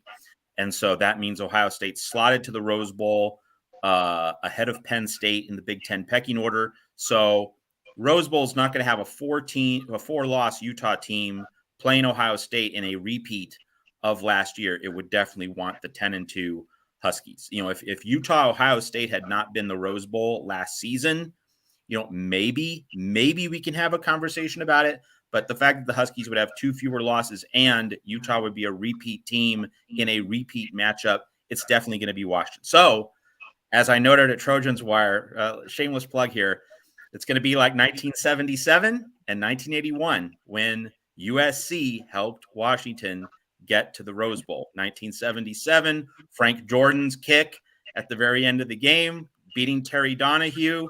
That sent Don James and Warren Moon, a guy you might remember, to the 1978 Rose Bowl against Michigan. And then Georgia Chica's block of Norm Johnson's 46-yard field goal in 1981 set up sealed, I should say, a 22-21 USC win, which sent the Trojans to the Fiesta Bowl. And also propelled another Don James Washington team to the Rose Bowl. Washington beat Hayden Fry and the Iowa Hawkeyes in the 1982 Rose Bowl. So once again, Seattle is going to be rooting for the Trojans in a big late season game. What are my Husky X's going to do? Who knows? I'll look at here in the chat. People are talking about Penn State. I mean, it seems like it would almost certainly be, if USC wins, it would be Ohio State, right? Absolutely. Yep. Ohio State. Barring. Now, Matt, what do you think? And this is somebody, guys, we know the playoff committee makes it up as they go along, so don't base anything on anything. But if TCU wins, what do you guys think? What do you guys think? Let's just do a quick thing, and I don't want to spend much time on this show talking about TCU in the playoffs. But do you think that if TCU loses, do you think they still go?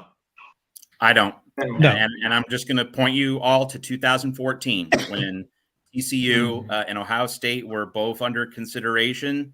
And the committee, obviously Ohio State beating Wisconsin 59-0, like that did have something to do with it. But I think even if Ohio State had won, let's say 21-0, they still would have put Ohio State in there because Ohio State versus Alabama in that season's Sugar Bowl playoff semifinal, it's just a bigger, sexier game than having TCU there. So I think TCU has to seal the deal against Kansas State. And if the Frogs don't win, they're going to get that same helmet bias treatment that they got 8 years ago. Now, some people could say, and it's very possible, that maybe TCU's in no matter what.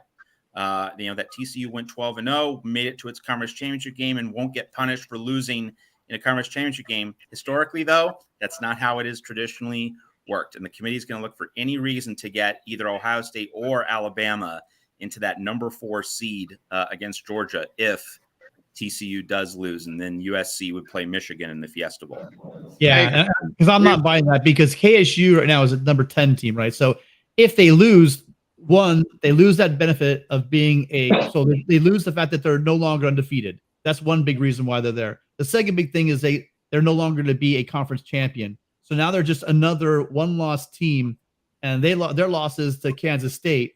Ohio State's only loss is going to be to the number 2 team in Michigan. So I think there's no way they have a chance of staying.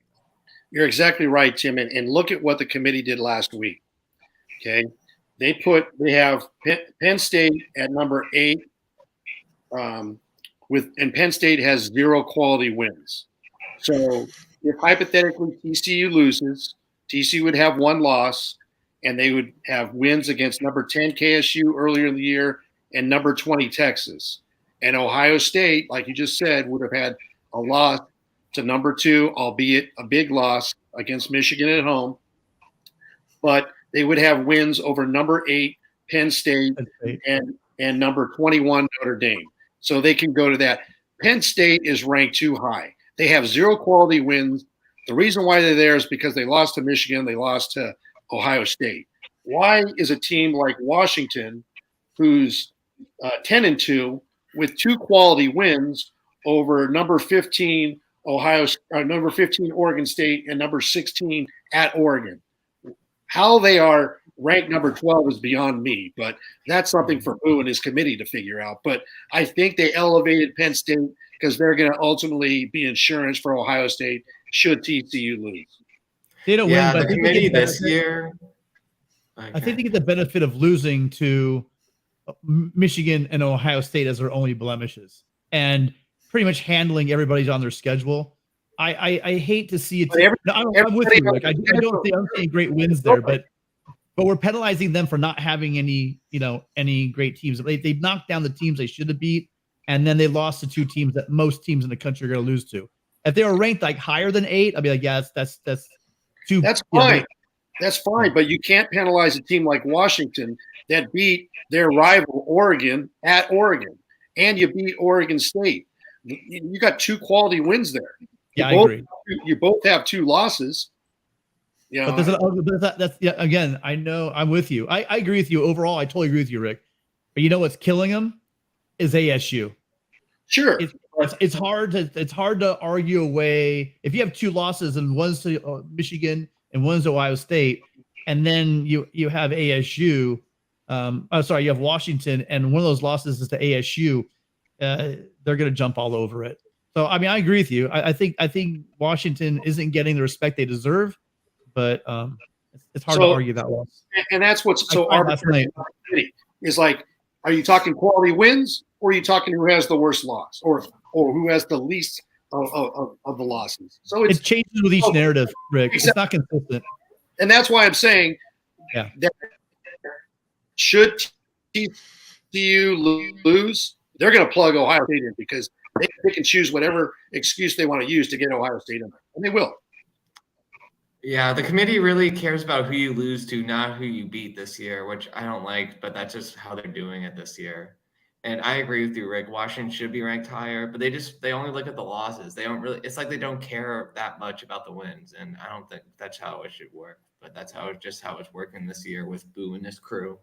And the one thing about Ohio State, we are ripping. So I did our big argument last night on Mark's show, and I was talking about the fact that yes, you're right. They did lose at ASU, but they lost by a touchdown. So yeah, they lost it. And you got to remember ASU's losses. You got running off the losses, but those losses are teams like UCLA, USC, Utah. Right? They're losing to quality teams. Eastern Michigan, ASU, but it's hard to argue. They were a pretty bad team this year, rudderless without their coach, and kind of a mess. But at the end of the day, if we're going to talk about losses and good losses, I mean, look at Alabama. Someone has to help me out because with Ohio State, you lose. Fine, let's just say it was the 4th quarter. I think they actually got outplayed. And usually, when you see a team only score 3 points in the second half and then get the woodshed laid to them, that's coaching. That's coaching, and that brings us some big questions about the coaching situation at Ohio State. You scored 3 points. and they out-physicaled you, and then they embarrassed you in the fourth quarter. So with the one wide receiver room in the country.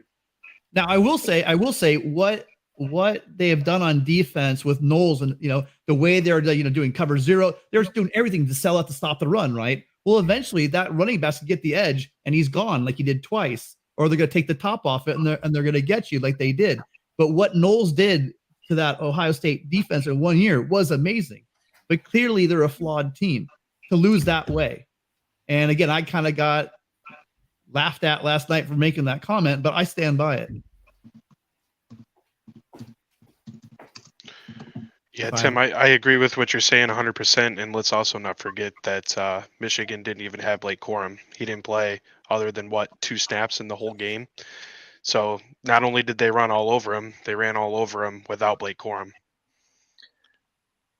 I heard that the Rose Bowl can take, most likely will take Penn State, should Ohio State not make the playoff. And their reasoning being is that Ohio State didn't use their allotment last year, and they don't feel like their fans will want to go to the Rose Bowl or travel having been left out of the playoffs. So do we think that's true, though? Whether that happens or not, I don't know. I don't think you justify that, though, you know what I mean? I worry a little bit. I keep hearing that from reporters as their opinion. I haven't heard that at all sourced to the Tournament of Roses at all. No, I haven't either. But that's the word that's out there. And Penn State hasn't been at the Rose Bowl since 2017. But that would be an interesting thing to look at. And it is with the ticket allotment. I'm sure that the Tournament of Roses has a big say in the bids, right? The bowl. But who has even a bigger say in it is the networks. And when it comes to network draw, Ohio State versus Penn State, there's very few teams in the country that can draw like Ohio State. So you might as well just pencil them in my opinion. Yeah, I would be wary of that. I mean, I don't know. Maybe somebody in the chat, if you can find something that's sourced from the Tournament of Roses or from somebody that actually knows something like Pete Thamel, but not from Dennis Dodd or place that's dubious information. What's so interesting about this game on Friday is that there's so many layers to it. That obviously it's the rematch. USC is playing against the defending Pac-12 champion Utah. Utah's been in the Pac-12 championship. This will be 4 out of 5 years. If USC wins, they're in the college football playoff. And most likely, with a win, Caleb Williams is going to steal the Heisman. So a lot riding on this game. But we're going against a tough Utah team with Kyle Whittingham. And he's a defensive-minded coach, got a tough team. And they're going to have everything ready for USC. There's going to be no quit in this team. And I tell you what, whoever wins this game, they're going to have to earn it. And the cool thing about this game is that Eric Gentry, the angry giraffe who got hurt at Rice Eccles, and the last you saw was in the fourth quarter, limping out of the medical tent to get his players to fight on. He played last week against Notre Dame. He played all right, and I think he had 8 or 9 tackles. Oh, he led the team in tackles. But when you come back, and Lincoln Riley said it as much, when you come back that first game after you've been out for so long, you don't play the way that you usually play. It takes you a little while. Well, tell you what, he's going to have something for Utah. He is going to be jacked to get back on the field for a rematch because he couldn't finish that game. And I know it most likely weighs on him that he wasn't in there for that last touchdown that was given up in the 2-point conversion. So focus in on Eric Gentry, number 18 in the middle. He's going to have a little something extra for Utah. I think if USC wins, that Eric Gentry is going to have his fingerprints on the game. Most definitely. I think that is a fantastic point, Rick. Hey, Larry Pilgrim, want to ask you something about this game. I'm thinking that, because you made the point this past Saturday on the post-game show that, Utah doesn't have some of its pass rushers either available or healthy. So I've been thinking about, how Whittingham and Scally are going to approach this game. My personal thought, and I'd like to get your insights on this, Larry. I think that you just put everyone back. I forget what game it was, but there was a game where basically a team basically didn't even rush anybody. It basically had everybody back in pass coverage, nobody in a traditional 2-point stance. It was just lots of guys standing up and just basically trying to clog the field so that the quarterback just doesn't have any lanes in which to throw. Do you think that's a viable, realistic approach for Utah? And just, you're not getting deep Jordan Addison. You're not getting deep Mario Williams. You're not getting deep Taj Washington. You're just going to have to throw 10 million 5-yard passes, and you're going to have to solve the red zone and get sevens, in tight space to beat us. Larry, do you think that's a realistic approach for Whittingham and Scally?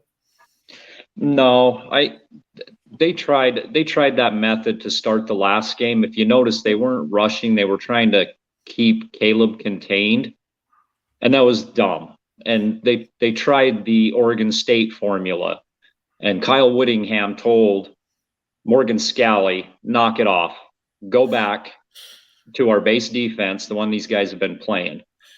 And they started, and they had or Jonah Ellis starting to rush, which, as far as I know, he's out. It's a hush-hush situation, but they put Jonah Ellis in. He's the 4-5 defensive end. And he was the one that was able to start making Caleb Williams uncomfortable. If you go back and watch Washington State, he made Cam Ward miserable. He's kind of been our mobile quarterback equalizer. And if we don't have him, that's going to be an issue. And I think Muhammad Diabate is going to be put more on the edge. I don't think you sit back and you let Caleb Williams have time. They'll play a triangle defense zone that will switch to man, and I think they're going to bring somebody to come after Caleb. I don't see how you can beat USC and Caleb Williams anyway. If you try to bring 4 guys against Caleb Williams, you're in trouble. Well, and I think sorry, Larry.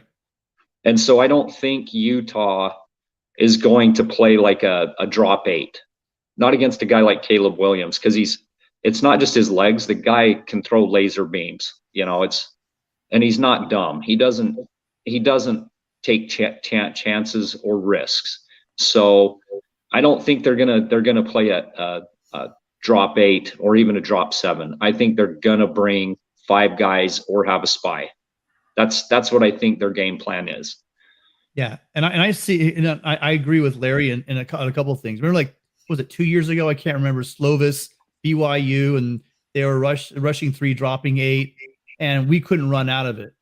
This isn't Slovis, and this offensive line isn't that offensive line from a couple of years ago. I think with Austin Jones, we can run out of that kind of a defense, and we'll just run the ball all day and run them out of that defense. And if we do want to throw, they'll take those hole shots, and those guys will settle down in the zone. If they're only rushing 3 and they can't get pressure, he's going to have all day, and somebody's to get loose in that zone and settle down, and those be picking them apart. I just think that our offensive line, either way, they won't be able to get any pressure with 3 on our offensive line. And if we want to, I think that with Austin Jones running, the big, strong, angry runner, we could absolutely gash them if they're trying to play that zone. Exactly. Yeah, that's so to answer your question, Matt, I think Utah is going to have at least 5 guys up around the line of scrimmage, regardless of sets. And I think they're going to keep five guys minimum on that line, either 4 attacking and 1 spying. I don't think you can beat Caleb. And as Tim also stated, Austin Jones is a powerful runner. So I expect Morgan Scally and Kyle Whittingham, like in 2018, to just have a good scheme. But Lincoln Riley, let's see if he makes the adjustments the second half. I think this is going to be a fill each other out, low scoring game, because I think USC's gotten a little better on defense too. I'm not sold on Gentry. Sorry, guys. I saw Gentry got run over. He's a great tackler, but I think Shane Lee is going to be more impactful in this game than Gentry, because I think Utah is going to try to use Jackson running the ball. And I think Jackson's just as big as Thomas. I think he's 5 pounds lighter. But I think Shane Lee's going to be more detrimental than Gentry, in my opinion.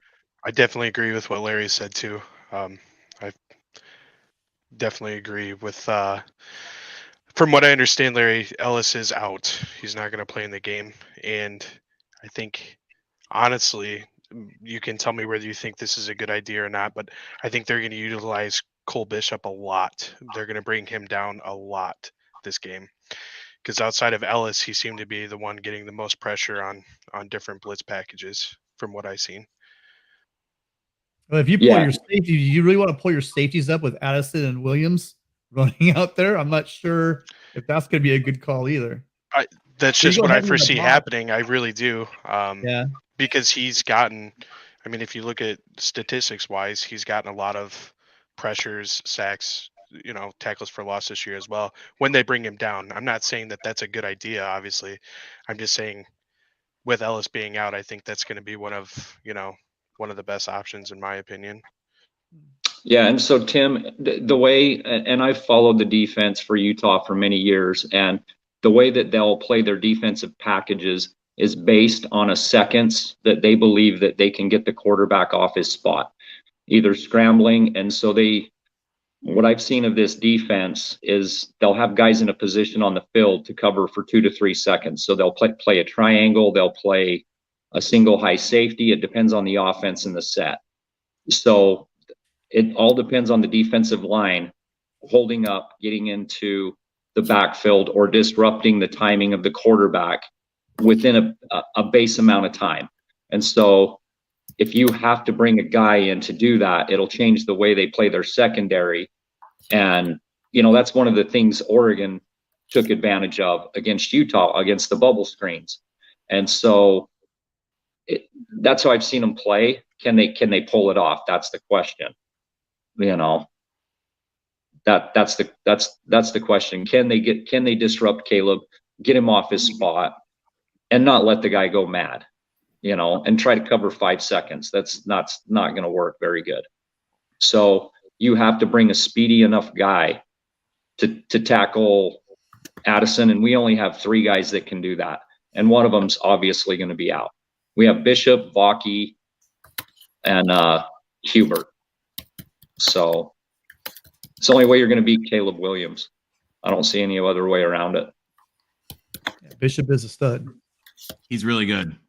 Yeah. All right, guys. He's not our fastest safety, though.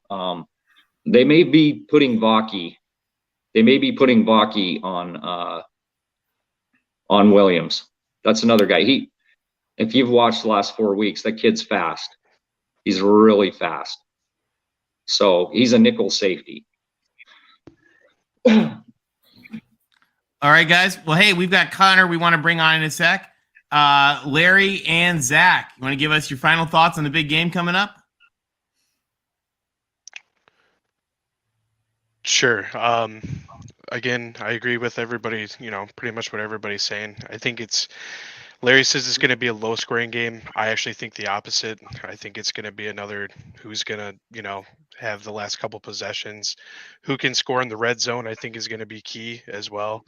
Like you guys were saying earlier, though I think special teams will have a lot to do with the game, field goals aren't going to win this game. And that's just my opinion. I think it's going to be just a race to the wire, see who can, get it in the end zone the most. But as I said the other night on the show, it's going to take a perfect game for Utah to get the W. We know we're in for the challenge, but I don't see any fight in these kids. And, at the end of the day, go Utes. So I'll stick with my prediction, 45-42. It's going to be a struggle, but hopefully we can get it done. Thanks for having me on, guys. Appreciate it. Hey, thanks for calling. We really appreciate it. Hope to hear from you on Friday night after the game. Yeah, and all your support, Zach. Thank you all year. Appreciate it. Zach, we love having you. Call in anytime. Appreciate it, guys. Take care. Go And good Utes. luck for your Utes. Larry, So, what do yeah, you think? I mean, you take everything said, like Matt said, you know, third game in a row for USC, crowd noise, everything. I think Utah plays pretty good at a neutral site. When they have problems, it's against good teams at their stadiums. Neutral sites, they're pretty good. I think the way this game is going to go is, I think it's going to be a defensive struggle. Hopefully Utah has enough guys in the end not to get gassed. That's my biggest concern in the second half. Is chasing Caleb Williams with 2 or 3 guys is going to be tiring. So I've got Utah winning 31-27. And with, just like in Rice-Eccles, I think they get a stop against USC going down the field to win the game. All right, it's going to be wild. Oh, I hit the wrong button. I'm sorry, guys. Sorry, Matt. Well, Larry, thank you so much for calling in. We appreciate it. We're glad to have you. Thank you, Larry. Thanks, Thank you, Larry. guys. Your Utes. Thanks, Larry, as always. Fight on and go Utes to you. All right, guys, let's add. We've got Connor Johnson, Mr. Beeve Believer. Connor, welcome. Connor, first of all, Congratulations. the 10-win dream is still alive, and I think it might happen. Congratulations. Talk to us about the Beeves. Well, I think if it gets to when we're talking bowl game, I think we're probably going to be heavily favored. I see us getting, if they send us to the Sun Bowl like a Louisville or a Wake Forest, which is a joke, we'll run over a team like that. Well, I want Vegas. I want an SEC opponent. Give me Mississippi State, Mike Leach, Jonathan Smith going at it. How about Kentucky? Hey, Kentucky. Yeah, I mean, for Jareel's sake, I don't think Kentucky's good enough. Maybe South Carolina because Beavers and Gamecocks, no pun intended. No, we are not going there on the show. We're not going there. Although I did like this. You guys, Gamecocks? hold on. I did like the suggestion that if we were to have a bowl game sponsored by OnlyFans, that it needed to be between Oregon State and South Carolina. Roger Dodger pointed out that those were the only two teams that could compete in the OnlyFans Bowl would be South Carolina and Oregon State.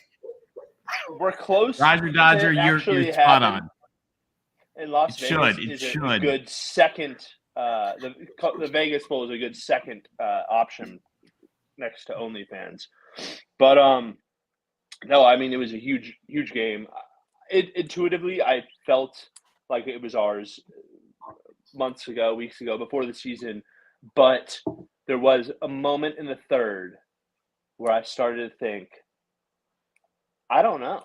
And I think you could feel that. The players certainly, nobody had their heads down, but after what the refs did to us by giving us that spot, the Ducks fans will say he still would have been short. He would have been half a yard short versus a whole yard. That would have made 4th and 1 that much more interesting. And that flipped the game. That was a 10-point transition. We were going in on like the 5 to at least get 3 points, probably 7. And then they end up getting 7 out of it the other way. So that flipped the game, and it didn't matter. I'll be honest. I thought you were toast at that point. Yeah, it really felt like the wind out of our sails kind of vibe. But, real Beavs fans, hope is kind of what been clinging on to. Pacific Beaver, Shafer Star, Clint Moses, J.K. Marshall, all those guys down there. And then all the Pac-12 fans that have been supporting the Beavs. Shout out Eric, shout out Ben, shout out Mikey G, our cohorts. But no, I thought it was awesome. I thought our run game, our special teams, and our defense won it for us. And could you put the power rankings on the board? I joined late. I didn't get to see them. I'm hoping my Beavers moved up some. Really while quickly, you're looking for that, hold on one second, really quickly. So Blake Rattler, here's the thing. This will be against Oregon State, which is actually a really good defense. It's not like one of those garbage SEC defenses. They give up 9 touchdowns out of 10 possessions. So Rattler will not have that kind of night. Just wanted to remind you that. Sorry, go ahead. yeah, you have to think, you know, our defense I is didn't even underrated see that. Nice because BW. of the offenses we're going up against. It's pretty impressive. Power rankings, Tony. Could you pull those up for me? Yeah, I'm thinking. I would say we're third. I mean, if you just look at the CFP rankings, it goes USC, Washington, Utah, and then us, and then UCLA and Oregon behind us. So I guess fourth. I'd agree with. There we go. One sec. Here we go. All right, there we But go. while you're pulling that up, I think. Oh, there we go. Oh wow! All right, Chris got us up to 3. All right, 5. I don't know. I guess you got to still honor. The 6th is the only one I would disagree with. I think maybe flip us and the Ducks, which is what the AP poll did. Rick's right there, 15 and 16. That's why I had. I mean, you guys in Washington. That game was a toss up. I kind of debated on that because I thought about from a power ranking standpoint. You know, who do I think would win? That was a wild game. In what was it? An atmospheric river or whatever the ridiculous term was of the weather you played in that game. It was a last-second field goal. But UW has kind of been rolling, so that's I kind of thought that those two were flip a coin. I don't have any. I don't have any issues thinking of you guys as 4 or 5. Those top great 6, season. Pit that against any other conference's top 6, maybe outside of the SEC, and we're winning at least 4 of those games. If you take us top 6 versus the Big Ten top 6, us versus the ACC, which is why I'm like, they're going to send us to the Sun Bowl, and we're going to play the 6th best, 5th best ACC team and just destroy them. That's neither here nor there. On Larry's game, I think Larry's being bullish. To me, the Utes are still the cream of the crop. The Utes are still the champs until proven otherwise. They've won this game once already. I get being bullish because of the injuries. Ultimately, though, I don't think they could slow Caleb down enough. I think Caleb wills them to a win. Heisman season. The guy, I don't see them losing twice. I think Grinch gets better the second time coaching defensively. I think if the Giraffe is back, I think he makes the difference in the red zone. Because if you look at the red zone, 20 yards and then 30 yards and then when you have a 6'6" guy with a 6'10" wingspan right in the middle. 7 foot wingspan. 7-foot wingspan with 20 yards. He's just sitting right there in the middle of that 20 yards. Like a free roam. You know, he has the coach's trust. He could do what he wants, go where he wants. You can't pass over him, even to those tight ends. I know they can get up, Kincaid and that other guy who replaced the injured one. So I think that could be a huge difference. And I do think USC's defense has gotten better. I think USC's defense is right there in the middle of the pack, but closer to the top, I would say.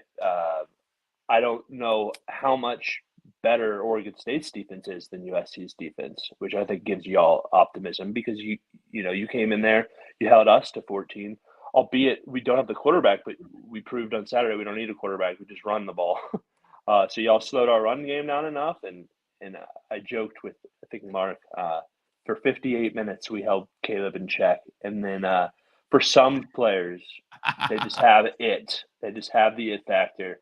And it's fun to watch Patty Mahomes-esque. So, no, although I think Larry's being bullish, I think USC wins that one. And they have to earn it to get in. Honestly, USC. If you look at TCU, Michigan, Georgia, they're saying that they could lose their bowl games and still get in. So, no, I like that USC has to go out there and earn it. I think that'll make a difference in the playoffs. I think TCU just get the 3 seed, beat Michigan, go to the championship. I don't think you could beat Georgia, but hey, that's a really good season. And the Pac-12, I think it helps to prove that the Pac-12 this year has been the second best conference. Yeah, real quick, Matt. God bless you. Matt, do you think there's anybody that could challenge at this point, has a shot to challenge? Let's just assume that Caleb goes out there and does Caleb Williams things, just even at like a typical Caleb game. Is there anybody you think at this point in the game can come back up and take that Heisman from him?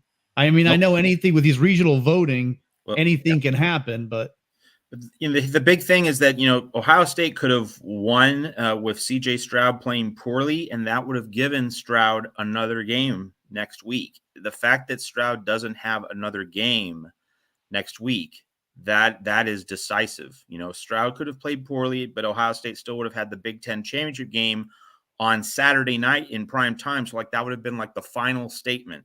Caleb a Friday night, then Stroud gets Saturday night.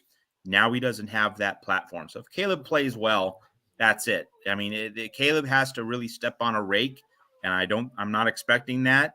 But I'm if he plays poorly and USC loses, okay, he opens the door a little bit. But if he plays moderately well, it's game over. So if he throws for 300, gets maybe 2 touchdowns, no interceptions, locks it up. Absolutely. We can the Heisman is an eye test. The Heisman, unlike the college football playoff, the playoff should be about resume and who did you beat and just what the results are. But the Heisman, there is a beauty pageant component to it, and so we all saw Caleb Williams. Hey, this is the guy against Notre Dame. He doesn't even have to be that great, but if it's, hey, this is Caleb Williams, this is the guy we've basically seen all year. He can have a few, ugly looking incompletions, but if the whole body of work is generally, hey, yeah, that's Caleb Williams. He played pretty close to his normal standard. That's enough. It's just don't be bad, really. And of course, that's not the way you play a game. That's not what he's going to be thinking about. He's going to be thinking about, hey, make winning plays, get my team to the Pac-12 championship, to the trophy stand, to the victory stand. Of course, that's what he's going to be thinking about, as he should. But in terms of just Heisman voters with ballots, they're going to be looking at, is this the Caleb Williams that I've seen all season? Or, whoa, he really stepped on a rake. He slipped on a banana peel. It's really just that simple. Does he go one way or the other? And if it's the good direction, done. Stick a fork in the Heisman race. It's done. So in that case, Will, on behalf of all the Trojan fans, Carson Palmer, Matt Leinart, and now Caleb Williams, we would like to thank you, the Irish, for helping us so much. Thanks again, Will. You're so welcome, Tim. You're so welcome, Tim, Tony, Rick, and Matt. We love that showcase. Couldn't have done it without you.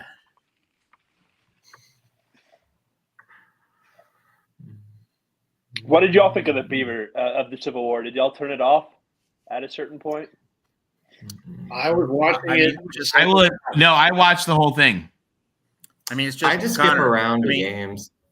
Connor's just 4 touchdowns in 10 minutes without completing a pass. That has not received nearly enough national attention. And actually, can I tell you my favorite thing is that's used, and no, we love our Oregon fans. We love Mikey G. We love Ben. We love Eric. But I love the comments of whenever Oregon fans get uppity on Twitter, people just respond back, they didn't complete a pass after the third quarter. Yeah. And then the Oregon people really just have to let that go. Well, Connor, I was at the Coliseum. Sorry, go ahead. Who was talking? Sorry. Go ahead. I was at the Coliseum. And they showed that 4th down play. I don't care what the analytics say, etc. I saw the Ducks and Lanning go for that earlier in the season, going, what the hell? And everyone's all, analytics say, the numbers say. Well, guess what? It rolled craps this time, and that was the difference. When that happened, the crowd at the Coliseum gave out. It wasn't that big at that point, but you heard a little bit of a cheer build up around the Coliseum. And they also showed the LSU loss, and the place went nuts. It was absolutely great. So I have a cool story on that, and then I'll let Rick go. So Jaden Grant in the post-game presser was asked about that play. And he said, based off film earlier in the year, he knew that Bo was going to try to run that on that 4th and 1. And he turned to his nickel. You can look at the tape, and you can say, hey, you got my spot, right? Because I'm going to be up front in the box. And, just a great form tackle, stopped them behind the line, just like that. And it was cool because it was a player versus player decision, right? Bo knew he had that play in his pocket, knew he had run it successfully. And Jaden Grant, who's smaller than Bo, stepped right up and knocked him backwards. It was little plays like that. That's a 6-year senior, a walk-on from Oregon, son of a Trailblazer great. Plays like that, which is just why I knew or I felt that we were going to win no matter what.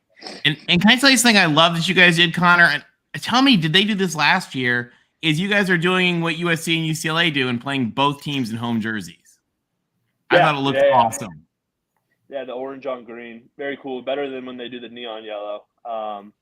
They did that in the Fog Bowl game in 2020, and it was just like highlighters running around the field, just neon yellow versus neon orange.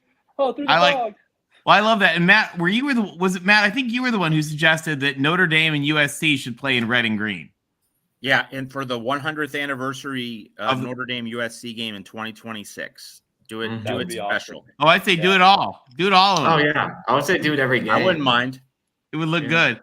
Hey, guys, speaking of the Trojans, actually, hold on, Connor. We're going to bring on Desmond Cox in a sec. Any final thoughts on the Beavs? Yeah, hey, bowl game, hopefully we can get to Vegas and show the SEC what's up, because I think we're probably the team that has a chance. It's between us or UCLA. I'm all over Twitter. They can't travel. Those fans aren't traveling. We'll travel. We're ranked ahead of them. Pick us, Vegas. Give us any SEC team. We'll be ready. We'll show what's up. They're asking all the seniors, "Hey, you playing?" Doesn't even cross their mind that they wouldn't play. So I hope these continue until bowl season. I think we still could do some good marketing for the Pac-12, because I really do think that we've been the second best conference, and I think we're closer than the national media says to the SEC than to the other three. I would say we're building a gap between the other three. I don't think the top six in the Big 12. Yeah, they're at depth, but is their sixth place team going to beat our sixth place team? No. If that's Washington, Oregon State, so it's I'm not entirely sure their second place team could do it, to be totally honest. So the national media will catch up, and I get it. We've been so bad that it deserves to have this kind of a lull or a slow national recognition, but it'll happen. And there's some quarterbacks in the transfer. There's some quarterbacks in the transfer portal that I think have some orange and black written all over them. Yeah, our running back, Jim Griffin, went to Georgia Tech, and he was tweeting at Jeffrey Sims, the Georgia Tech quarterback, who entered the portal. So stuff like that. I think probably we have an incoming 4-star. Hey, Tim, real quick. You said that Downey was not a good football school. They won the Division IV, and we have their quarterback coming in next year. So I don't know if Division IV is just weak. I assume maybe it is, because I know you said that they're better programs, obviously. The word "not good" is a relative term, right? Connor, congratulations. Go ahead, Rick. Oh, did we lose Rick's sound? He's back now, I think. He froze for a second. It was a 4-star quarterback recruit who we have from Downey, yeah. So that's neither here nor there. We'll get him in the system, and I think he'll be good. But I'm gonna go hang out in the chat with all you guys. Rick, you just continue on what you're saying whenever you come back. But wrap it up on the Beavs regular season. 9 wins, great success. Took the next step. Smith and these boys can really be making noise, especially in a 12-team playoff. So go Beavs, back to Pat. Yeah.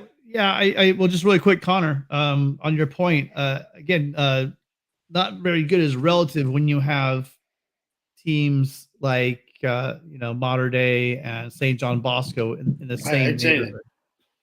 So that's what I mean. I'm sure they're a solid team. I believe it was the Imaleva got that quarterback that's going to Tennessee originally. That's the only team that beat Downey, that beat Aiden Childs, the Oregon State kid. Hey, question for Connor from one of our devout Wolverines.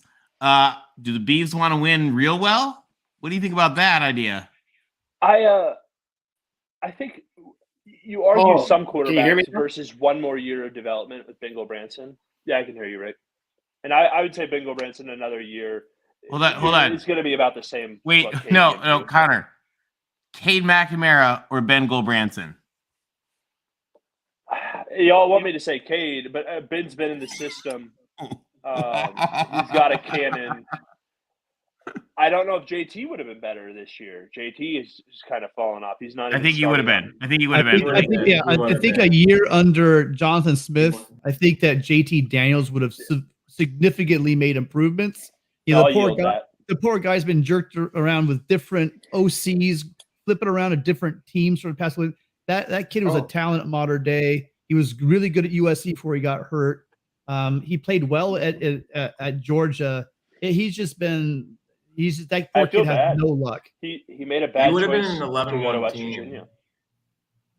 You guys would have been probably in the championship. You probably would be playing USC in the championship game if you guys had JT or whatever, someone else. But after that game earlier in the year, I was saying, hopefully the rematch.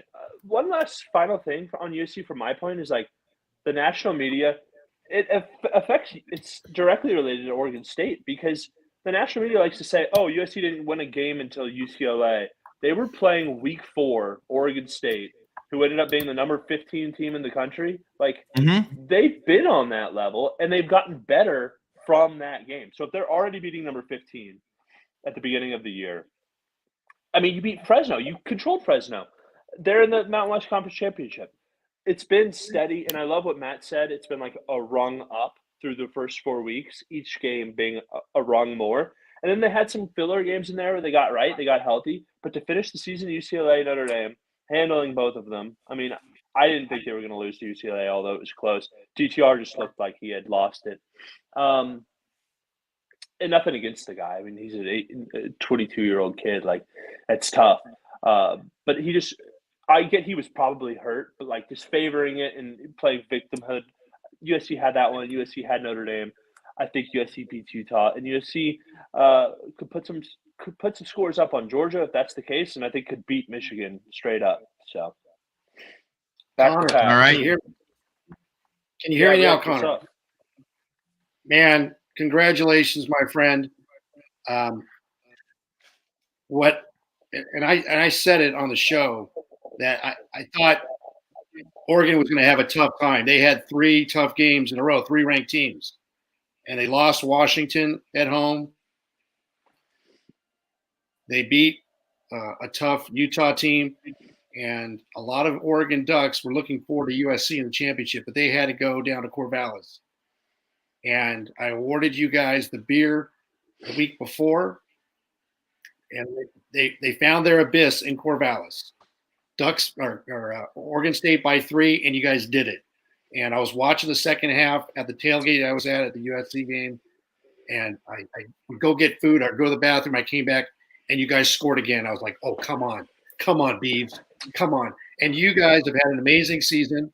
You took out Boise State and Fresno State. Both of those teams are 9-3 and 8-4 respectively in the Mountain West Championship game. The rest of the country never heard of you, but we kept on pimping you, and you were pimping Oregon State along with Clint Moses and all the other guys in the chat. And I'm so happy to see you guys get the due respect you deserve. You still deserve more, and good luck to you, whatever bowl you may go to. Hopefully it is the Vegas Bowl. Well, hey, I want to leave it. I mean, Rick wrapped that up beautifully. The only thing I would add is to say that, hey, Beavs are Mountain West champs, and I think it's there's a romanticism to the idea that we avoid – basically, this was the year like, hey, you better do something. Do you want to go to the Mountain West? Do you want to stay in the Power 5? We go out there. We beat both the teams in the Mountain West. And now Washington State and the Jimmy Kimmel LA Bowl will probably get the same chance to do that with Boise State in their bowl game. Just to say, no, this is a different level. This is Power 5. We recruit better. We pair coaches better. Jake Dickert's great coach. Wazoo, it's a cousin. Pacific Northwest football. It's for real this year. But LBC wrapped it up beautifully. Great Civil War. Ducks played good. I have no doubt Landon will be fine. So go Beavs, back to pack. And hopefully we keep doing this until the season's officially done. I like it. Fight on, Connor. We'll see you soon. All right. Go Beavs. We'll see you, man. All right, guys. We've got Desmond Cox joining us. How's it going, guys? Desmond. Good. How you doing? Doing good. Doing good. What do you think about this big game coming up? I'm ready. I haven't even been like thinking about the Lakers or anything other than LA. I'm just ready for Friday. I'm ready for I haven't felt like this excited since, obviously back in the peak here. That Sam Darnold Texas game back in the Coliseum was probably the last time it was like, okay, we just need to get to this day because I'm ready to see this game. But yeah, I mean, I'm just ready to get to Friday. It's going to be a fun one. Hey, Yeah. do you guys want to talk about the coaching carousel moves going on right now for a minute? I'm down. That was one of the things Let's do we it. had to talk about. Couple of big moves, and I have a little something that we're actually going to walk through to talk about the broader impact of the coaching carousel. So three big moves this week. First, Arizona State hires Kenny Dillingham from Oregon, who is 32 years old, went to Oregon State, kind of got his first started coaching in high school as a student in Arizona State, and then later became a graduate assistant there, worked for the program, and moved up in his career. Very much an example of a guy coming home, but not really kind of running a program in the sense that he is now, and a lot of questions at Arizona State about the stability of the program and about whether they have the resources, the people really in place to support him. And then the biggest news, of course, Carl Durrell remains fired. Colorado's vacancy remains empty. Deion Sanders has confirmed that Colorado offered it to him. It's rare that a coach confirms the job was offered to him, but that ends up taking it, that isn't saying he took it. So I don't know what's going to happen there, but Colorado may be scrounging for somebody. And then the big news of all, the news we didn't think would happen, Stanford and David Shaw have parted ways. A little debatable, I guess, as to whose idea it was.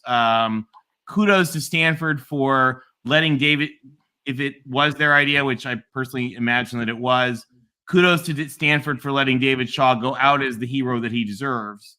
And he's been getting, laudatory praise from the Stanford community.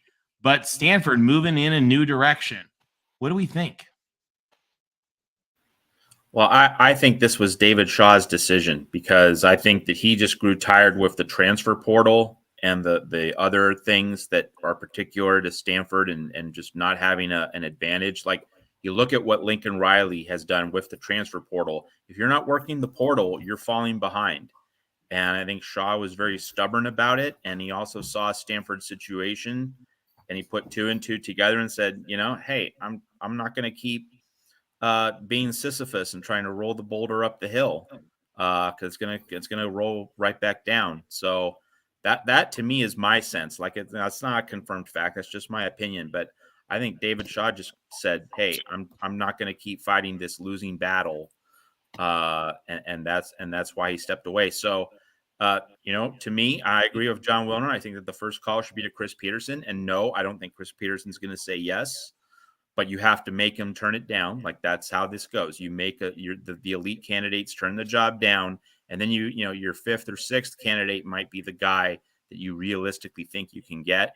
Looking at the different list of candidates, I think, if not now for Greg Roman, the longtime NFL offensive coordinator, if not now, when?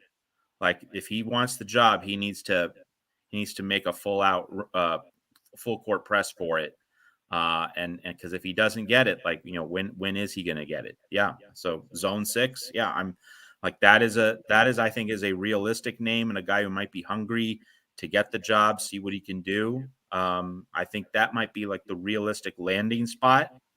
But obviously we'll have to see, especially, with the Baltimore Ravens, going to be in the AFC playoffs. But, if you're Stanford, you wait for that, I think, unless there's, some other rock you can turn up. Like I wrote earlier this week about Jim Leonard, since Wisconsin jilted him, left him at the altar.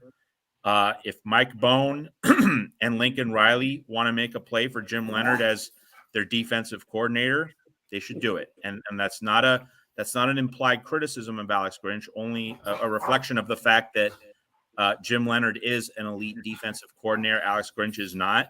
And so if you can get Jim Leonard, I'm not saying USC will or is likely to, but if you can, Mike Bone was the stealth ninja with Lincoln Riley a year ago at this time of year. If he can pull off another ninja move with Jim Leonard, he should do it because USC is only about the best, and that would be an upgrade at the defensive coordinator spot. So, like, if Jim Leonard dazed and confused at being jilted by Wisconsin, if he's looking around and saying, hey, what am I going to do with myself? Am I going to wait to see if the Green Bay Packer defensive coordinator job opens up? Because that's been the other industry rumor in terms of his preferences. If he doesn't want to wait around for the Green Bay Packer job, hey, maybe Stanford could be the place. And you remember how Stanford built its empire. It was with Jim Harbaugh and building that trench toughness. It began with defense. It began with the front four. It continued with the linebackers. That's Jim Leonard's bread and butter. And if he's willing to work the transfer portal and willing to be creative in terms of how he handles the offensive side of the ball, let's just put it this way. I've seen worse ideas. I've seen worse fits than that. So it's going to be interesting to see where Jim Leonard's place in the coaching carousel is. What about Dave Clawson? What about they want to run the slow mesh? Why don't they run for a wheel? You got to Wake Forest. It's not like that's the arm. It's not exactly that's an academic place. I'm wondering if that might be doing more with less. That definitely fits there too.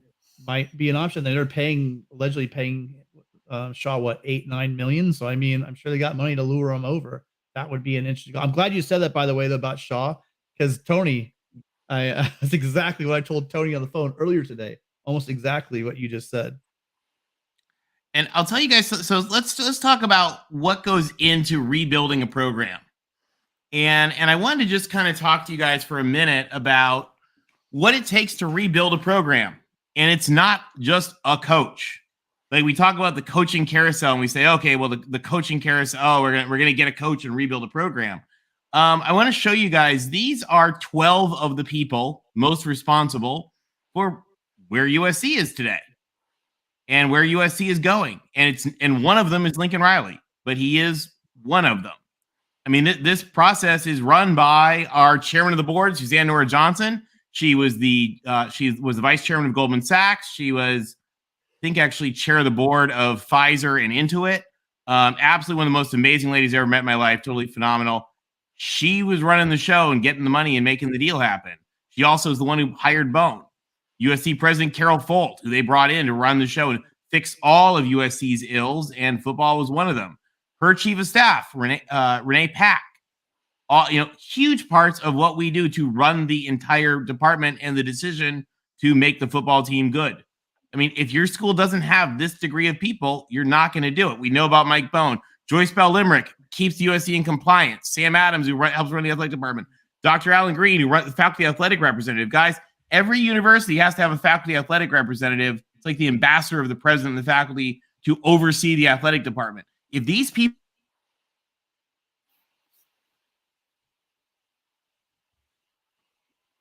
top to bottom, people are not aligned. Sorry, I froze for a sec. Can you hear me now? You're good. Yeah. Okay, sorry, I froze, guys. Look at Lincoln Riley's team. So Lincoln Riley, they brought in Ed Stewart. Ed actually arguably was more qualified to get the Big 12 commissioner job than the actual Big 12 commissioner. And we brought him in to actually come here and run our football admin. Clark Stroud was the dean of Oklahoma, the dean of students at Oklahoma. He was Dean Stroud and went to help run Lincoln Riley's program. You don't get the dean going to run football operations. Dave Emmerich was Mike Leach's right-hand man. He's the general manager running player personnel. And then Annie Hansen is about the best corporate recruiter and event planner in the world, as far as I can tell. So that's what you have to have. It's not just let's go get a coach. Let's get Dion. It's if you're going to get Dion, you got to surround Dion with this quality of people if you think you're going to win. And I don't think that gets in. Look, we're looking at Will. Notre Dame has this degree of people in place running all of Notre Dame athletics in the University of Notre Dame. And so what made it so that they could just be like, you know what, we'll take Marcus? Well, because they had all this in place. Guys, I don't think Arizona State and Colorado have this kind of structure in place. Well, they certainly don't have anybody there with Dave Emmerich's Twitter game. So I think nobody has Dave Emmerich's Twitter game. Dave Emmerich has elite Twitter game. Yeah, you can't. I mean, Lincoln Riley gets is getting all the credit, but I'm sure he'd be the first one to tell you that without the faces on this screen, there's no way he could have had the turnaround he had. I mean, we all thought that what Pete Carroll did in 1 year, and Pete has some pretty damn good players, right? Polamalu and Palmer, but it still took him a year. He didn't have the transfer portal. Yes, I know all that stuff, but it took him about a year. And in 2002, they started clicking. I'm truly amazed how quickly this program, we all saw it last year. Pac-12 fan, you guys were laughing at us. All of you were absolutely belly laughing at all of us. Will was hysterically laughing at us last year. How amazing 1 year can make with this dream team. So I am beyond ecstatic from top to bottom what these guys have done. Even Katie Ryan, who I remember hearing as just the backup on the radio broadcast. Now she's running this show. Tim Teslone's gone, and she's got to run this show with the media. Everything as far as our PR department, the stuff they have going right now. I forgot the guy's name. Shoot, I follow him on Twitter, but the guy that sends the stuff out for this campaign, they just hit the campaign just at the right time for Caleb Williams. Well, yeah, and I didn't even bring up. They have gone around the country to grab the best social media people. Like I they was just stole about to bring that up. Yeah, Ohio State's videographer. Radman? Yes. Yeah. Well, Radman's the boss of all of the social media stuff. Radman came from Oklahoma, but then they went to Ohio State and stole the actual great videographer. And I think I could be wrong. Guys in the chat tell me wrong. I think he's the one, for example, that did the blurring of the amazing image that blurred the number 3. It's Jordan Addison standing there in the Coliseum in number 3, and it blurs to the retired Carson Palmer and blurs back. They're going out and getting talented artists and social media strategists and folks like that, let alone the nutritionists and they brought the weight guys from Oklahoma. And you guys heard today from JJ talking about his son on the team, the difference that makes. So it's that degree of stuff. And that's why when I look at Kenny Dillingham, Ray Anderson clearly doesn't run the athletic department like Mike Bone does. They don't have any of this. Yeah, all that's super important. Just the kids nowadays, what USC social media is doing this year compared to the past couple of years. Just made the last 2-3 years look archaic, right? Just these videos popping out every single day, and the guy down at Arizona State. How much control is he going to have, right? I think that's the question. I think that's, what type of control he's going to have. That's the kind of question I have for Colorado and Deion Sanders, because nobody's going to tell Deion Sanders what to do. Nobody's going to tell him what to do with his football team. Nobody's going to tell him what to do with his facilities. You got to have that. You got to have that mesh of, corporate knowledge and athletics, and that's what USC has done to a T. Now we just have to see these other 2 schools that are vying for, I guess 3 with Stanford. Are they going to find that mesh? Who are they going to hire? It's super integral. It's super, down to your eyes at T's nowadays. It really is. And and Colorado doesn't have any of it. Matt, who do you think Colorado gets for a coach? Any thoughts? I think that Ryan Walters, the Illinois defensive coordinator, Colorado alum, that's a guy in my mind who's centrally in the mix. Bronco Mendenhall, if he wants back into coaching, having coached previously at BYU before Virginia, could do a lot worse than him. There are a number of intriguing options out there. I will say it's going to be hard to be worse than UAB with Trent Dilfer. Where the heck did that come from? That is a real puzzler in this coaching carousel. They have to make that call for Eric Bieniemy. That state has had a very, and I really don't want to get into the details because I think it's appalling, but that state has had a really interesting week in its coaching hires. We shouldn't be surprised that Hugh Freeze landed at Auburn, because if Bobby Petrino got hired a second time by Louisville after the Jessica Durrell scandal at Arkansas, if that wasn't a game ender for Petrino's career, not surprising that Hugh Freeze gets a second look in the SEC. Yeah, well, you're only allowed once you start harassing sexual assault victims, you're not on our show. So he can go away. He can go chat on other shows. That guy Hey, is. speaking about Arkansas and the Arizona State coach being from the high school ranks, one of the I guess most notable coaches in the last decade, Gus Malzahn did the same thing here in Arkansas. He had one of the best high school teams, back in the early 2000s in Springdale, Arkansas, gets the OC and wide receiver coach at Arkansas, and then starts his coaching career from there. Same thing for this guy. High school, or I don't know. I think whatever's between Oregon and then now this head coaching job. So, Gus Malzahn had the exact same kind of path, and you see what he's bounced all over the place because it is hard. Now it's even harder than it was 15, 20 years ago to build a culture. So it's going to be interesting for him. But I definitely correlate those two. It's going to be real interesting, and we'll see. I have all the respect in the world for Kenny Dillingham. I think he's stepping into a trap in his hometown. And let's remember the NCAA hammer is going to come at some point. We don't know when, but it will. And it's deserved. Of course. They deserve the hammer.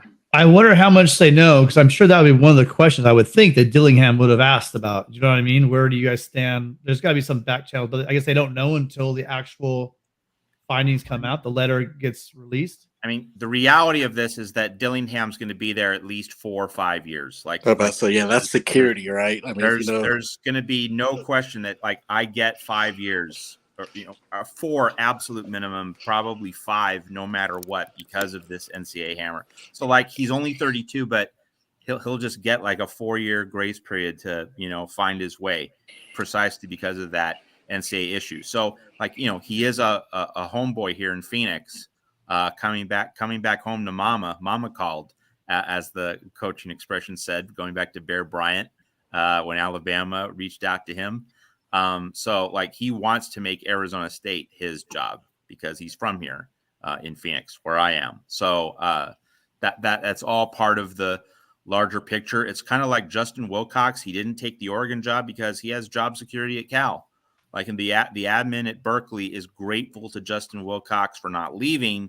So whereas a lot of Cal football fans think, hey, you lost to Colorado, program's not where we want it, they would reasonably think, hot seat, we need to get someone new. But Justin Wilcox bought himself job security in Berkeley not getting fired in exchange for not jumping for other jobs. So that's the cost benefit analysis he made in Berkeley, and Kenny Dillingham is saying, I might not succeed right away at Arizona State precisely because of these NCAA penalties that are just around the bend. But hey, this is the job I want. I have time. I'm going to settle in and get used to it, learn on the job, and then when the NCAA penalties are over, that's when I'll be ready to really come into my own as a head coach, and we'll make it all good. That's his thought process, and that's a pretty reasonable one, actually. Another name that just popped in my mind was Garrett Riley. What do you think he's staying at TCU, or if Colorado throws him a bag, is that a possibility? Or is he waiting for another Big 12 or SEC school to open up with that offense? What with that name and what he's doing right now? I would only say about Garrett Riley that he won't have to coach against his older brother after 2023. So that could be something that makes the Colorado job more palatable to him. But of course, the Buffs have to have interest, and I haven't really heard anything to that effect. Yeah, it's going to be interesting. Well, guys, I think we are getting to about that time. Tony, I'm getting thirsty. Don't we have a couple beers to recommend? Oh, we do. Wait, are they not on? They were supposed to be on there. We do have a couple of beers. All right. Continue on. Discuss, Kenny Dillingham real quick. I got to grab the beers on here. Well, we got the last 2 beers of the Pac-12 craft beer recommendations by yours truly. Thank you, LBC. Sorry about that. Yeah, no worries. As you know, why they weren't on there? What's that? I said I don't know why they weren't on there. Just give me 1 minute. Okay. Tell the folks about the Pac-12 craft beer thing while I grab them real quick. We like to have fun here in the Pac-12, and for maybe some of your first-time viewers that are here joining us. Welcome, thank you. But we've been awarding, for a good win, a craft beer. I've had experience in the craft beer industry working for Sam Adams and New Belgium, Fat Tire. And so even though people like to make fun of our football, we have the best footprint for craft beer with cities such as Denver, Portland, San Francisco, Seattle, Southern California, San Diego. And we kick ass over all the other conferences when it comes to craft beer. We're looking at USC. Yeah, you can take your Bud Light 30-pack and enjoy it. Roll Tide. So we have the last two big wins this weekend. We had UCLA beating Cal, and then we had Arizona State. Now, they got boat raced by Arizona. Not boat race. They lost by 3 in the Territorial Cup. Hold on. I pulled it up. One sec. It's coming right now. Okay. Their big win was hiring Kenny Dillingham. And so I think hold on, LBC, one sec. Okay, it's coming here. All right, there we go. Now we got a beer for Arizona State. Oh, yes. They got Kenny Dillingham, and I recommended the Oregon Double IPA from Tombstone Brewing out of Arizona. Now, why would you say an Oregon Double IPA? Well, these hops were grown in Oregon. And what that has to do to Oregon, basically they take a homegrown talent back from Oregon. So a little double entendre there. As Matt alluded, Mama called and he went back home. And, Oregon just seems to have this problem with retaining their coaches, with Mario and Willie Taggart. And now they got this great young offensive coordinator that Dan Lanning hired, and he's turned around Bo Nix, and they've had a great season. And so they just lost them to ASU. So ASU, that's a great win. And for that, the Oregon Double IPA by Tombstone Brewing. Even has the Oregon colors on there to boot. Neon. It does. And then we have another team that had another big win. The what they often call the Bear Bowl was won by UCLA, and a very interesting selection here for the Bruins. Now, our boy TBM is not here, and I think this is another reason why he knew this was coming. He knew something good was coming, that UCLA finally got their beer. But you'll take a look at that, and the reason why I chose Sam Adams Boston Lager is that's the original label. It's in front of the Rose Bowl. And the Bruins haven't won the Rose Bowl since 1986. And that's the same year that Sam Adams Boston Lager won the gold medal at the Great American Beer Fest. So there you go, UCLA. Your beer is Sam Adams. It starts off with a great taste. And like your season, it kind of died a little bit. But that's your father's beer, and your father remembers the last time that you won the Rose Bowl. So cheers, UCLA. Enjoy a Boston Lager. And there you go. And we all know what happened in Boston sports in 1986, particularly like late October in Queens, New York. Behind the bag. So TBM, I love you, man. You're muted, Tony. Tony, you're muted. I'm muted. I'm sorry. That was a Trojan that Matt is talking sacrilege about, by the way. Yes, that Bill Buckner. Come on, man. He lived in my house.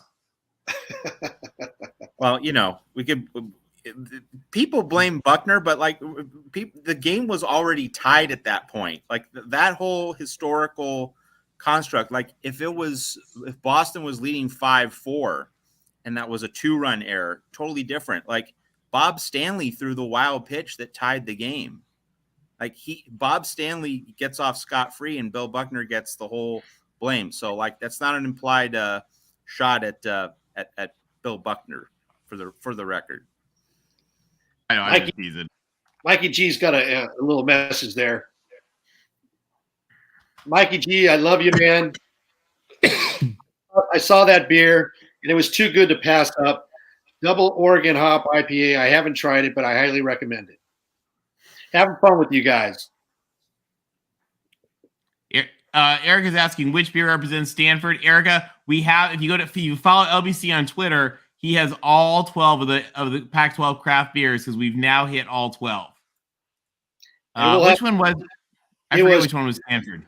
They had Pliny the Elder Double IPA, and the reason why is because they went back to back for the only time during the year. But the big hit was they beat Notre Dame. You remember that, Will, don't you? And then they came back and then they beat ASU. So for a back-to-back win, a rare double by the Cardinal, they got Pliny the Elder out of Santa Rosa, California. And Ben, thank you for the super chat. Ben sends a beer for Mark. So thank you for the super chat, helping support the channel and helping support Mark for giving us this great platform to enjoy content. Ben, we appreciate that, and we all appreciate Mark, and we appreciate all of you guys here in this entire Voice of College Football community, and thank you to so many of us who've spent a ridiculous 2 hours and 50 minutes with us. I thought we would be done at like 80 minutes tonight. So, hey, it's been fun. As we get ready to wrap up here, Desmond, any final thoughts as we get ready for the week? Yeah, like I said, just ready for Friday. I think I'm just keep beating this dead horse. I said it a couple times last week. If we can run the ball with Austin Jones like we have been the last 2 games, I really don't know how you stop this offense. And even with that, we've done a really good job of controlling the clock with running the ball. I think we only ran the ball 11 times with Travis Dye against Utah last game. So 20-plus times the last 2 games for Austin, 20-plus carries. So do that. He still turns out 5-6 yards a carry. Caleb does what he does. I think we're not sweating as hard in the fourth quarter. So, yeah, just got to do what we got to do and take advantage of Utah's injuries and, fight on and, let's just get back to what we do. Fight on, Dustin. Desmond, thanks for calling us. Yes, thank you, Desmond. I'll talk to you after the game. Fight on, Yep. Desmond. All right, fight on. All right. Will, any final thoughts here? Well, it's just been such a great time on the show with the guys talking Pac-12. I wasn't a huge Pac-12 fan, like I was more of a casual fan.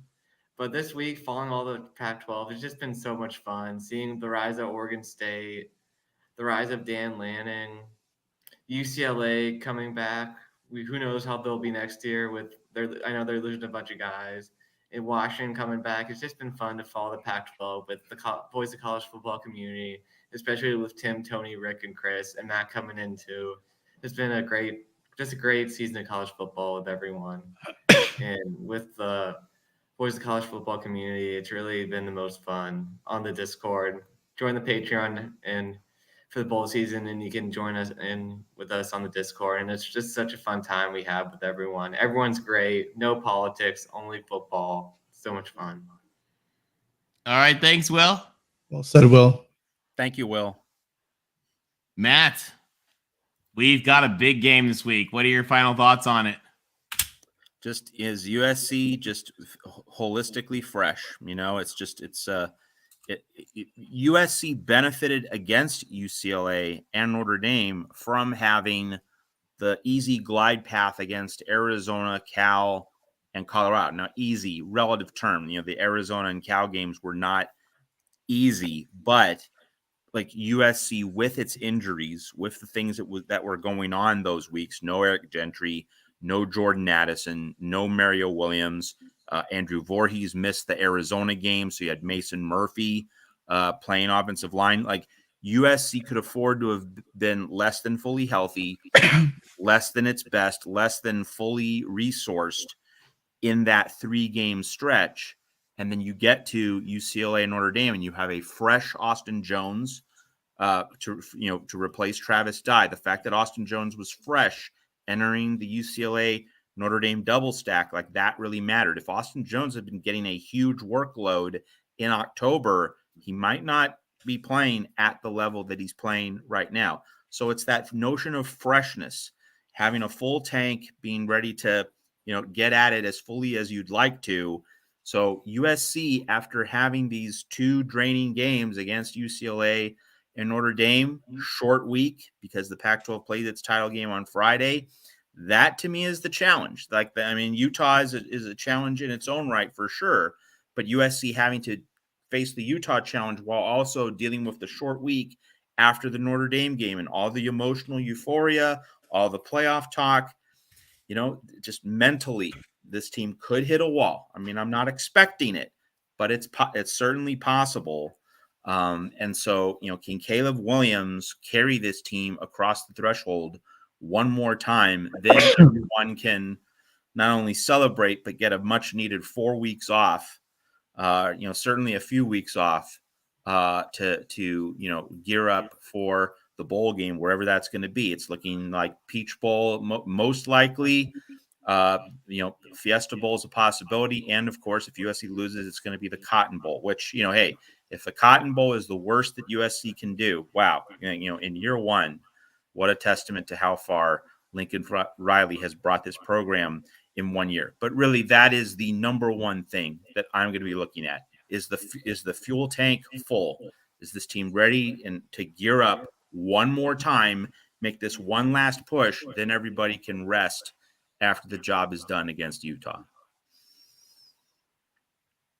Well, thank you, Matt, and thank you for joining us. We're glad to have you. We really appreciate it. Great. Lots of fun. You bet. And of course, looking forward to seeing all of you Friday night at the Voice of College Football.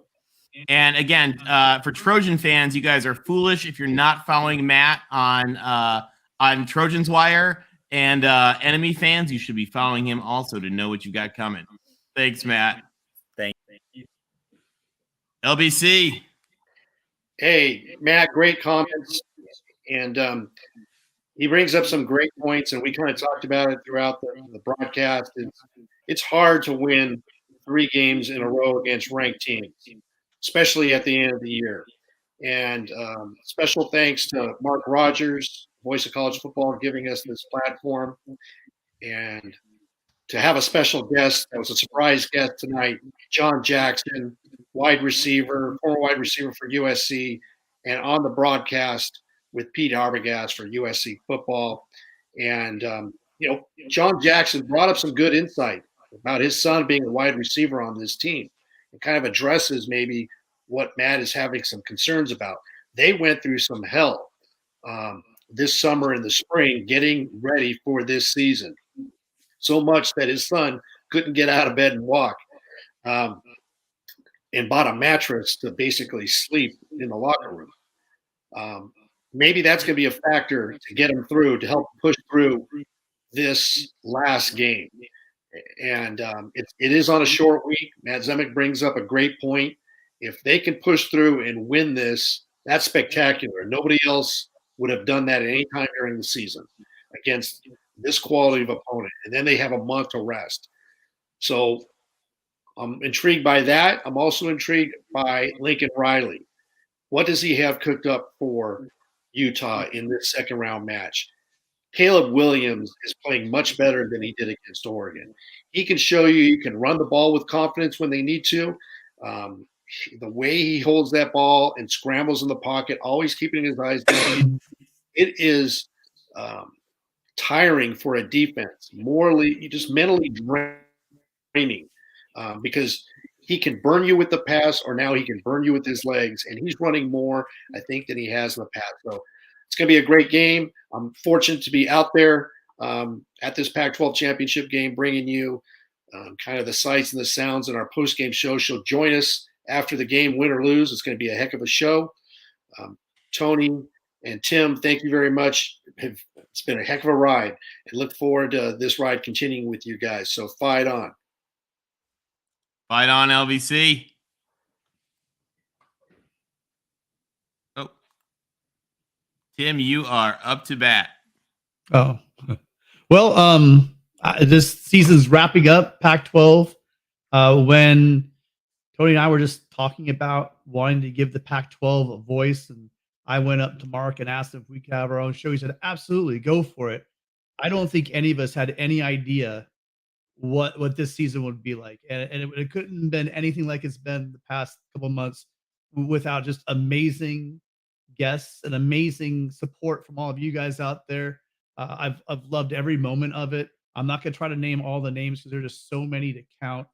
But again, to Rick, way to go, capping off this last show of the regular season by just an absolute hero of mine, legend to all of us Trojans with getting John Jackson on here, which is just a great finale for the year. We've had a number of great guests that you guys have lined up, and I'm really excited. I really hope that we all get Chris back here, and we get to continue this going forward. It's just been a great pleasure to meet a lot of you guys. And as far as the game goes for Friday, I think John Jackson made the best point. JJ said basically it's hard to beat a team you're trying to play catch up, right? For those of you guys out there, USC I think is plus 22 on the year in turnovers. And early on in the year, we heard how lucky they are. It must be turnover luck. You don't get turnover luck for 12 straight games and end up the season plus 22. They're taking care of the ball, and they're putting that offense who's taking care of the ball, scoring lots of points. It's putting a lot of pressure on these offenses. And sooner or later, it catches up to them. They turn over the ball, it breaks, and it goes that direction. And I think that's what's going to happen on Friday when USC beats the Utes. So again, to all you guys, thank you so much for coming. It's been so much fun. And Tony, Chris, and Rick, you guys are awesome. And I can't wait to keep this going. So fight on, guys. Fight on, Tim. Well, I want to thank you guys for watching us, staying with us, staying up late with us again. My hair has become disheveled as the show's gone on tonight. But I really want to thank all the different fan bases across the conference, because this has been an amazing year for USC, and we are so excited for Friday. But it's been an amazing year for a lot of people. It's been an amazing year for Washington. It's been another great year for Utah, who's just on an epic run. I mean, last year when Utah made it to the Rose Bowl and they won the conference, the powerful images for the entire state of Utah of their team in the Rose Bowl, something that you couldn't have imagined in 2008. When Utah was an up and coming Mountain West team. Utah's now, it's an AAU, like elite academic institution, and they went to the Rose Bowl. And tomorrow they're going to play for another Pac-12 championship, and that's amazing. Oregon, who was beaten down a little bit as they lost their coach. They didn't know what to do, and they got a new coach. I mean, just another amazing year for Oregon. And the Beavs. How about the Beavs, guys?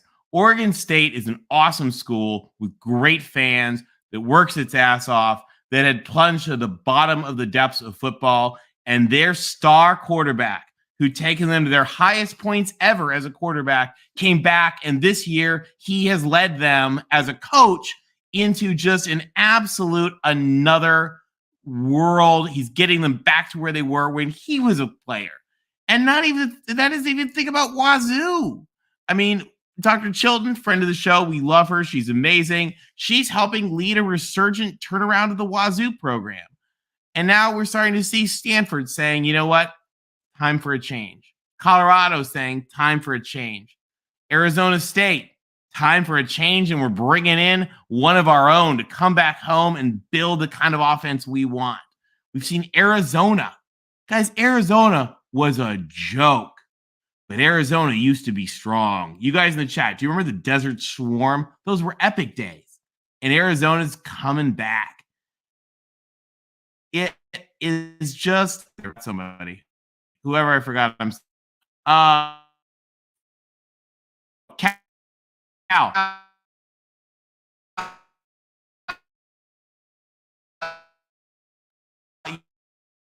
Yeah.